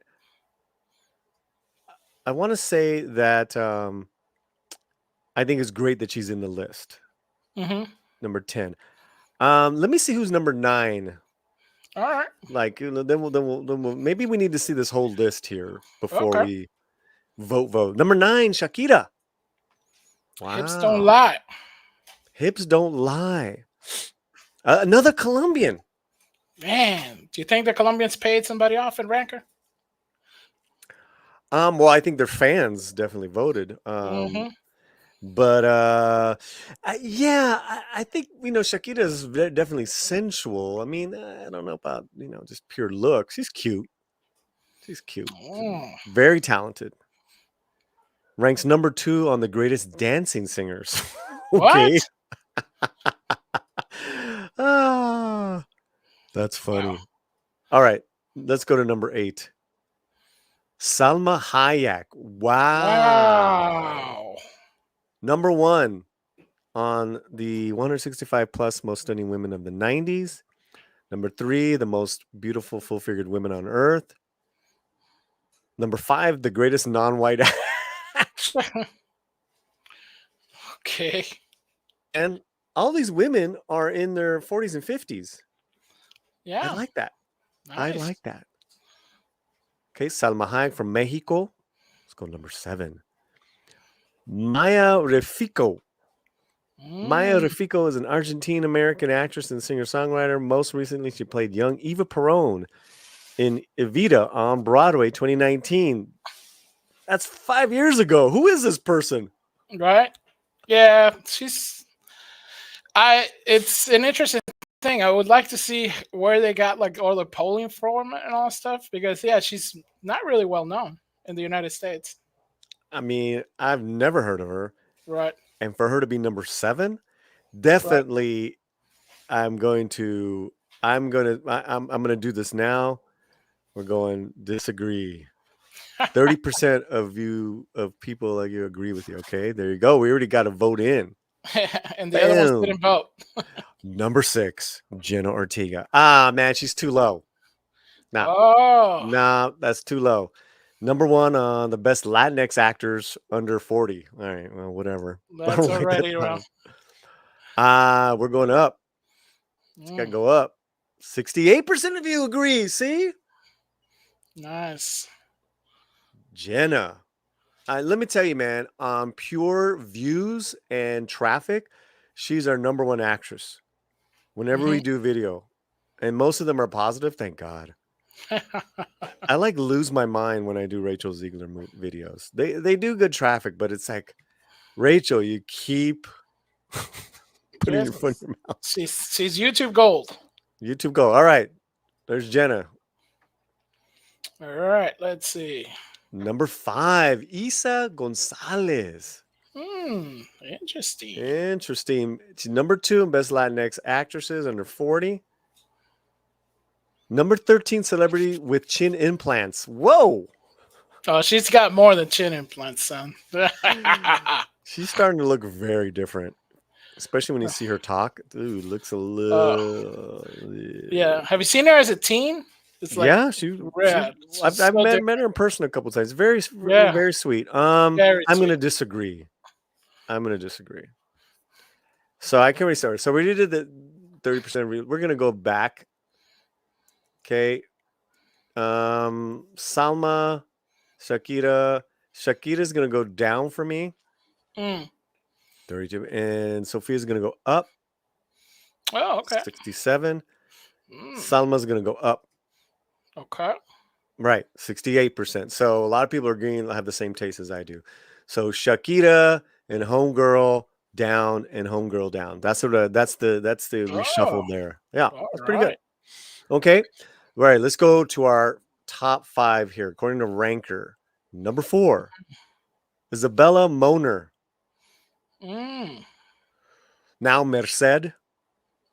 25 most attractive brunette actresses in their 20s. Okay. Yeah, I'm already saying no. She's cute, but I'm going down. 29% didn't agree. Man. Yeah, so I don't care, man. No. Who knew this was the controversial segment of the whole stream? Wait. Number 3, Victoria Justice. Now hottest models who are actresses. Nice. Best Latin actresses under 40, number 6. This is a hard no for me. Oh, no. This is a hard no for me. Oh, look, 31%. These people are crazy. Crazy. Clearly, there's some fans here voting. Oh, yeah, that's definitely. Yeah. To be number 3 also? Come on, man. Wow. Come on, man. Man. Number 2, Ana de Armas. Okay. Number 1, most beautiful celebrity of 2024. Wow. Yeah. What says you, Paulie? I mean, she's always going to be in that top 5. You know, she's up there for me. But is she number 2?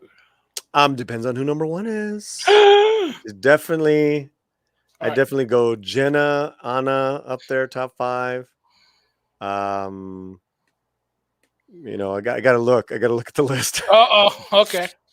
Salma's up there, Sophia. I feel like there's some missing though. Oh yeah. All right, let's go to number 1. Jessica Alba, number 1. What? Number 3 on. Okay. All right. She shouldn't even. She would be maybe top 10, but I'm going to disagree. 31% agree. I'm going up 69%. So clearly, yeah. Jessica Alba at number 1. Wow. Wow. Behind the vote. What's this? Eva Mendes was ranked number 20. What? Yeah, I mean, to me, Eva Mendes any day over Jessica Alba. That could be a t-shirt, you know? Any day over Victoria Justice. Isabella Moner. All right, so out of this, so Jenna, Anna, top 2. Salma, top 5. Sophia, top 10.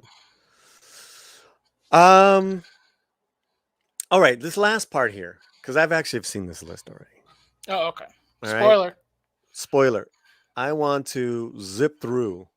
We're gonna zip. We're just gonna zip. Because there's so many that they have, and we're going to. Let's go 30. All right. Let's go 30. Okay. And this is a speed round. Speed round.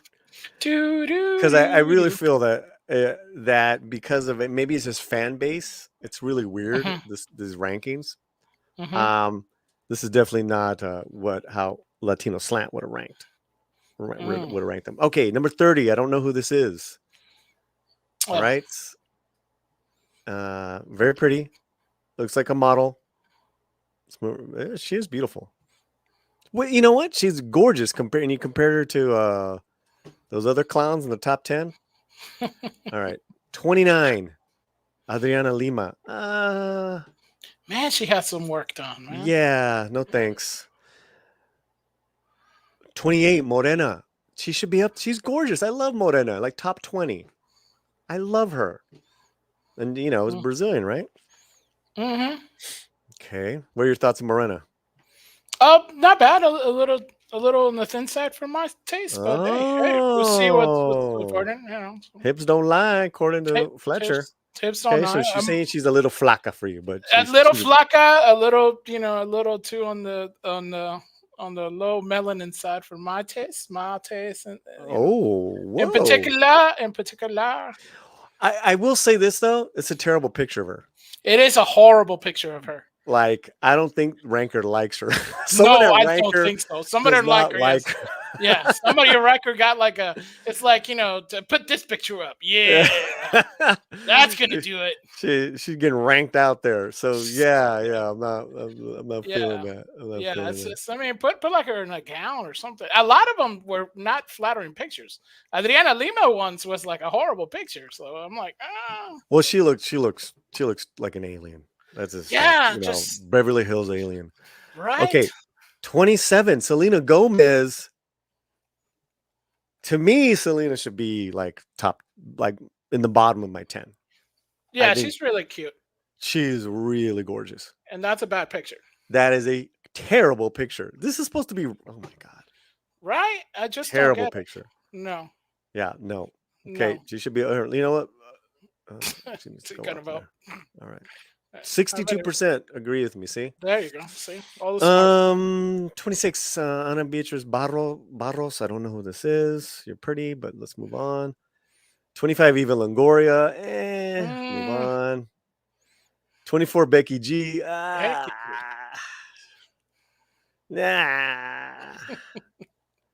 I don't know any of these people. Nice. Are you gonna stop for Eva Mendes? 21. Too low. She needs to be she's like bottom top 10 for sure. For sure. Right. And I think she's just turned what, 50? Yes. Yeah. She's gorgeous, man. Gorgeous lady. Yes. Very classy Very, lady. very classic. Alessandra Ambrosio. Model, right? Model? These believe- models look weird, man. Yeah. Models always have that weird look. Yeah. Yeah. This is whack. This is whack. Okay, 19. Oh, what All right. happened there? Oh, what happened? Oh, It's probably an ad. Stupid yeah. ads. Alexa Demi. Don't know who this is. Cute. Nope. Cute. Cute. Yeah. Cute. You like her? All right. Now we're seeing what Fletcher likes. Plump Camila and cute. Cabello, number 18. No. Nah. No. I yeah, don't think she's I don't know. cute at all. Natalie Martinez. Oh, Okay. go. No. nice tan. Nice.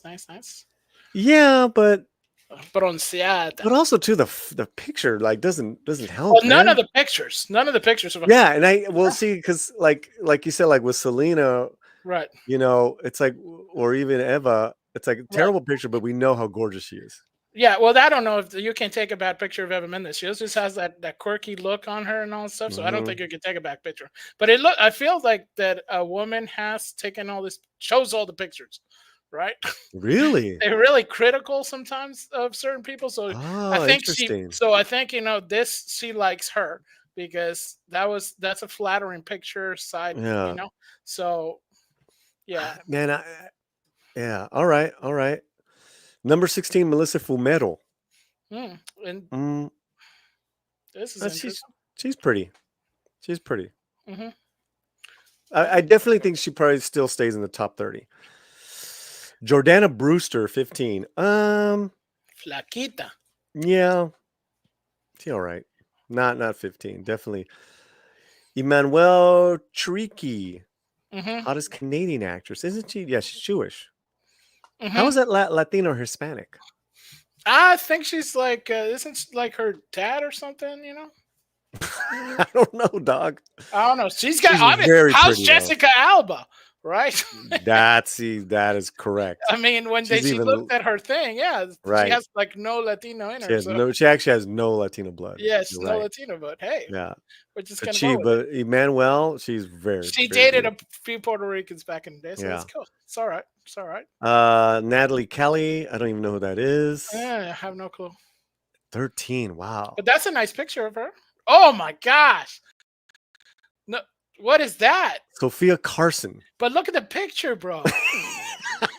I'm sorry, this is a lady taking these things, and she doesn't like some of these ladies. Yeah, this is terrible. That's a bad picture. You can't find a good picture of her. Come on. I don't even know who this is. I don't know, but that's a bad picture. We know that. I have no idea who this is. Yeah. It's a bad picture. Yeah. Come on. Number 11, Penelope Cruz at 11. Finally. No way, dude. Finally This is to me Penelope's top 5. She is just absolutely I cannot get enough of Penelope.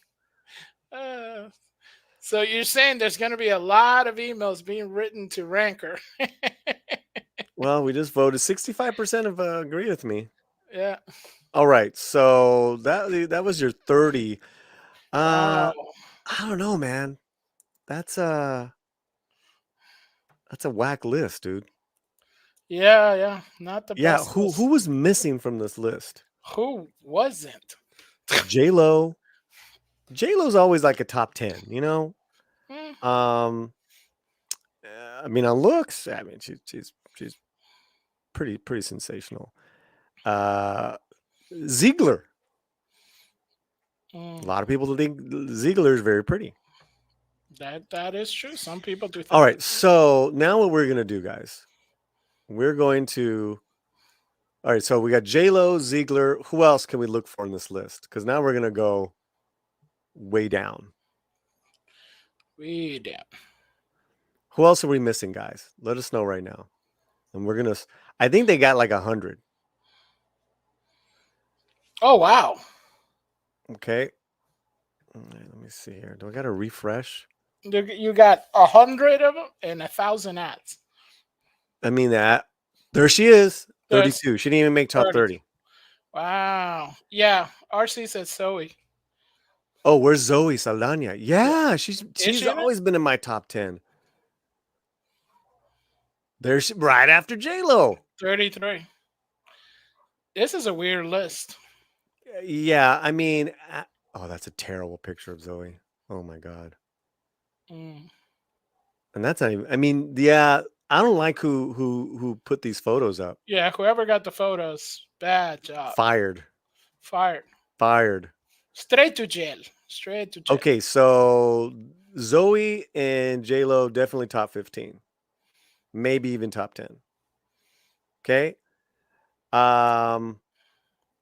Let's find out. I don't even know who any of these people are. Catherine Zeta-Jones is a white lady. Sorry. That's crazy. Catherine Zeta, well, she was Zorro, so I guess it counts for them. Coming in at number 4. There you go. Rachel Ziegler. Yeah. Yeah. All right, let's see what kind of photo is populated. Oh, that's gonna be. I wonder, is it gonna be a good one or not? That's not a bad photo. That's actually. But she's not even looking at the camera. Yeah, but that's like what young girls do now. They don't that's look a at good the photo, though. It's pretty hot. Yeah, that's a very flattering photo. Yep. All right, guys. Is there anyone else we missed that you guys want us to look for? Oh my gosh. All right. Well, Ziegler, I'm surprised Ziegler. We'll give her some love here. Let's go. She should be up. Ooh. See? Ziegler campaign, call Paulie. He's still a fan. 55%. That's a lot of people that agree. Maybe she just 72%. Look, it says 72% down. Yeah. People don't like her, dude. Yeah, it's got a better publicist. Hire the Latino Slant for publicity, man. I'm telling you, man. Oh, and then we're seeing here too how many votes are getting. 101 votes. Isn't even not a lot of votes. Yeah. Some of them not a lot of votes. All right. If there's anyone here, Aubrey Plaza, 45. Yeah, there you go. 200 over 200 surprising. votes. She's like nowadays she's become more of like that sultry, hot, right? Yes. Funny girl. Yeah. What a shitty photo. Gosh. It's like hi, I'm in a high school play. Yeah, well, that's kind of her shtick, right? No, she's taking some hot photos, man. Well, yeah, but I'm saying most of the time she's out there doing like what she did that bid with Jenna Ortega. They did that whole like. And she looked really cute. Different. Yeah. But she does that face a lot in like red carpets. Okay, who else? Don't know her. Ugh, Carol G. Oh, ¿qué pasó con la pobre Carol G? You tell me. That's your girl. You tell me, dog, with her Ed Hardy t-shirt. Hey, that's she's got pechonalidad. I don't know any of these ladies. She's a General Hospital actress. How many people? Ana de la Reguera is 51. Yeah. I could kind of see.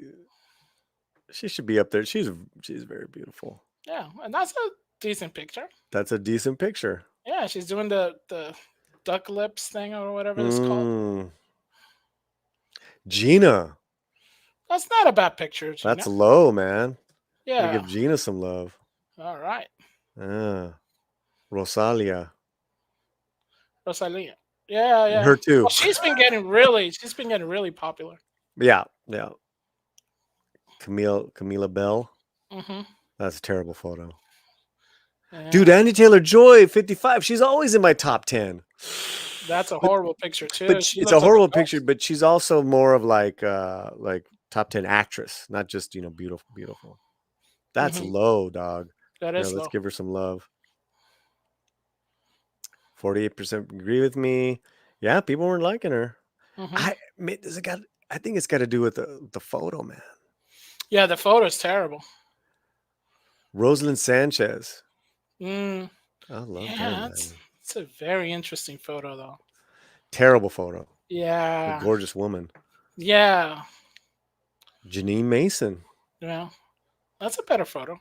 Yep. Kristen Saratos. Nice photo. Yeah, she's pretty. Yeah, she's showing the assets. I didn't like her Selena though. Carla Souza, Oh, thanks. Rosario Dawson, 60. That's a horrible picture of Rosario Dawson. Wow. We got to give Rosario some love. That is terrible picture. Come on. Come on, man. Come on. She's a babe. That is horrendous. That's pretty good. Oh, there's a lot of Puerto Rican hate in this list. Huh? Wow. Aguilera. Maybe this was done by Tony. Kill Tony. Nice. Michelle Rodriguez. Oh my God, that's a terrible photo. That's a horrible photo.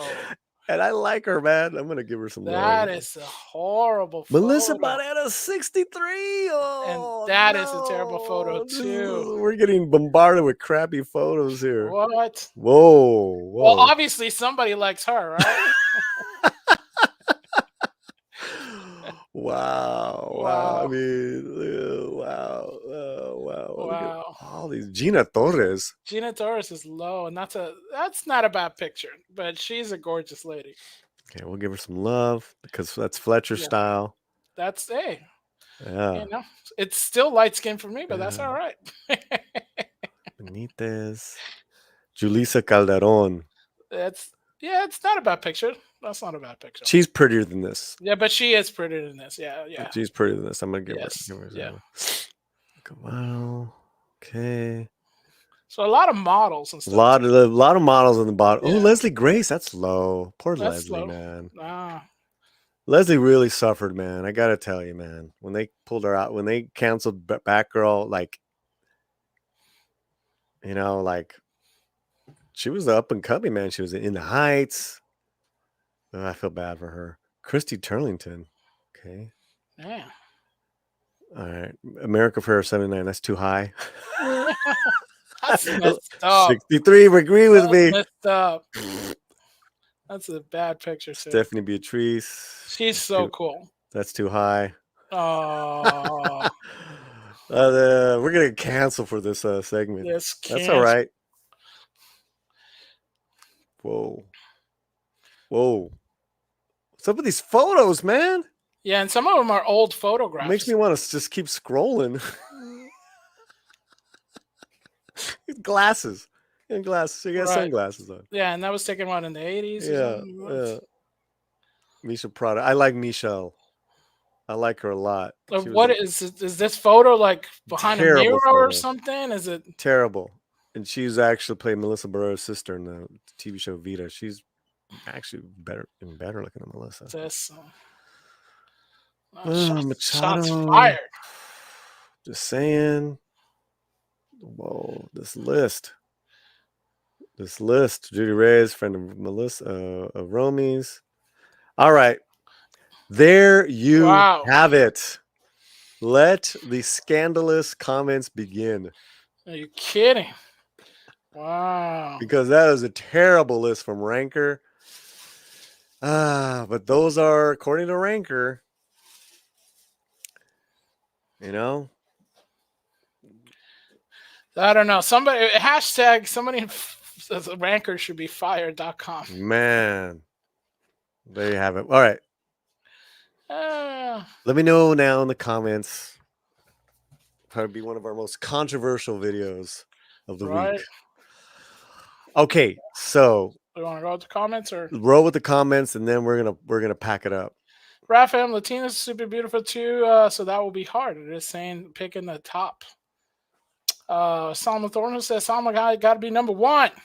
She's been number one for so long, man. Yeah. You know, like she's always consistently been. She's still the fact that she's like what, number 7 or 8. Mm-hmm. That's great. Yeah. There's so many ugly ones. Sophia was fierce in Esmeralda. You almost forget it was her. Who's that? Sofia Vergara. Griselda. Yes. Griselda. I think you meant, yeah. No one over 30 voted. Yeah, but wait a minute. There's a lot of people who are older on that list, Julissa. So it's kind of weird. That whole list is kind of weird. It's weird. Nova Mendes, terrible. Well, she did come up. She did. She was 21. It's too low. I'm with Bootzilla. Yeah. Raphael says, Paul, you're heartless. How am I heartless, man? We just did probably the most kind of like toxic macho segment you could do. I have no problem with that. It's So called there's being balanced. it's fair and balanced. Most Yeah. of these pictures don't do them justice. I mean, those pictures sucked. Pictures are terrible. Terrible. The staff of this said, "Find me the worst looking photos." And well, if that was the assignment, they passed beautifully. Yeah, because clearly someone was in love here with Jessica Alba. It was Jessica which is a Alba. re- Yes, they got a which- Jessica Alba fetish. It's a pretty photo, right? But Yeah. you go to Ana de Armas, who's like renowned for her just sultry beauty, hmm and you have this Right. kind of like, Yeah. Meh. exactly. Meh. Yeah. Colin Jiva says, "Where's Ariana Grande?" Yeah, that is really surprising. Is she Latina? Huh? Ariana Grande is Latina? I believe their family's Cuban, right? Wow. Okay. And also it says, "Where's Battle Angel Alita?" Rosa Salazar. Rosa That's true. Salazar. She got Yeah, man. Rosa's light. very pretty. Very pretty. That's And then we weird. got $5 from RC from the NYC, member of the channel. What? No, so down. This vote was rigged. DR was robbed. Angry Telling face. you, man. Dominican flag. Telling you, we did a top 10 A while ago. We do them once a year in regards to acting. But yeah, Zoe's really way too low. Selena Gomez way too low. But that's just me. No, yeah. Yeah. But thank you so much, RC. Yeah, you've been prolific today too. Thank you so much, everybody who gifted. Wait, hold on. And in 5, 4, 3, 2, 1, we've just passed the 4-hour mark. Tell me about it. My butt's telling me that. All right, guys, we got to wrap it up. Who's still here? Who's been here since the beginning, man? Oh my gosh, I think a lot of people. Julissa. A lot of people. Julissa, Ralph M. Right. RC's been fantastic. RC, Billie Jean. I mean. Okay, let's just thank everyone that has become a member. I want to thank everyone that's gifted memberships. I want to thank our members. I want to thank all the super chats. Incredible. This was a great stream to take a break. We're going to take a break from live streaming for the next week and a half. No live streams next Monday or Friday, but we will have videos for you all next week. Oh, Horseradish is still here. Oh, sorry. Oh yeah. It's like, hey, what about me? You're the top donor, dog. You're the top donor. Mi hermano. Nice. Mi hermano. Yeah. Yay, the new members. Join the movement. Orale. By far one of the best streams on the channel. Thank you, man.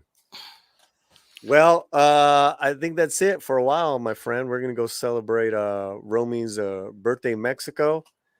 And we'll have videos. What else, Fletcher? You're going to have videos on Midnight Edge Espanol. That's right. Gascar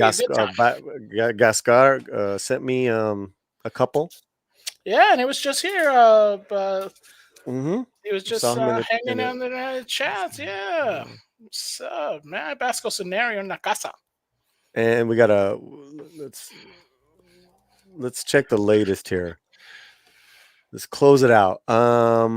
We are at over 1,800 views and 109 likes. That is just incredible, guys. Nice. Oh wait, we had dislikes, but those went away. So now they're all likes. They're all likes. So they changed their mind because they changed their mind. They must have been fans of Jessica Alba, right? Well, maybe that they weren't fans of Mariana. She's great, man. She's great. Okay, any other announcements, Fletcher? Not right now. No. I think we're good. All right, guys. Everyone have a great weekend. Stay sane, stay safe out there. Election's coming up. Guys, do me a favor. Hug your loved ones. And we'll get through this no matter what. That's right. Have a good one, everyone. Have a good Adios. one.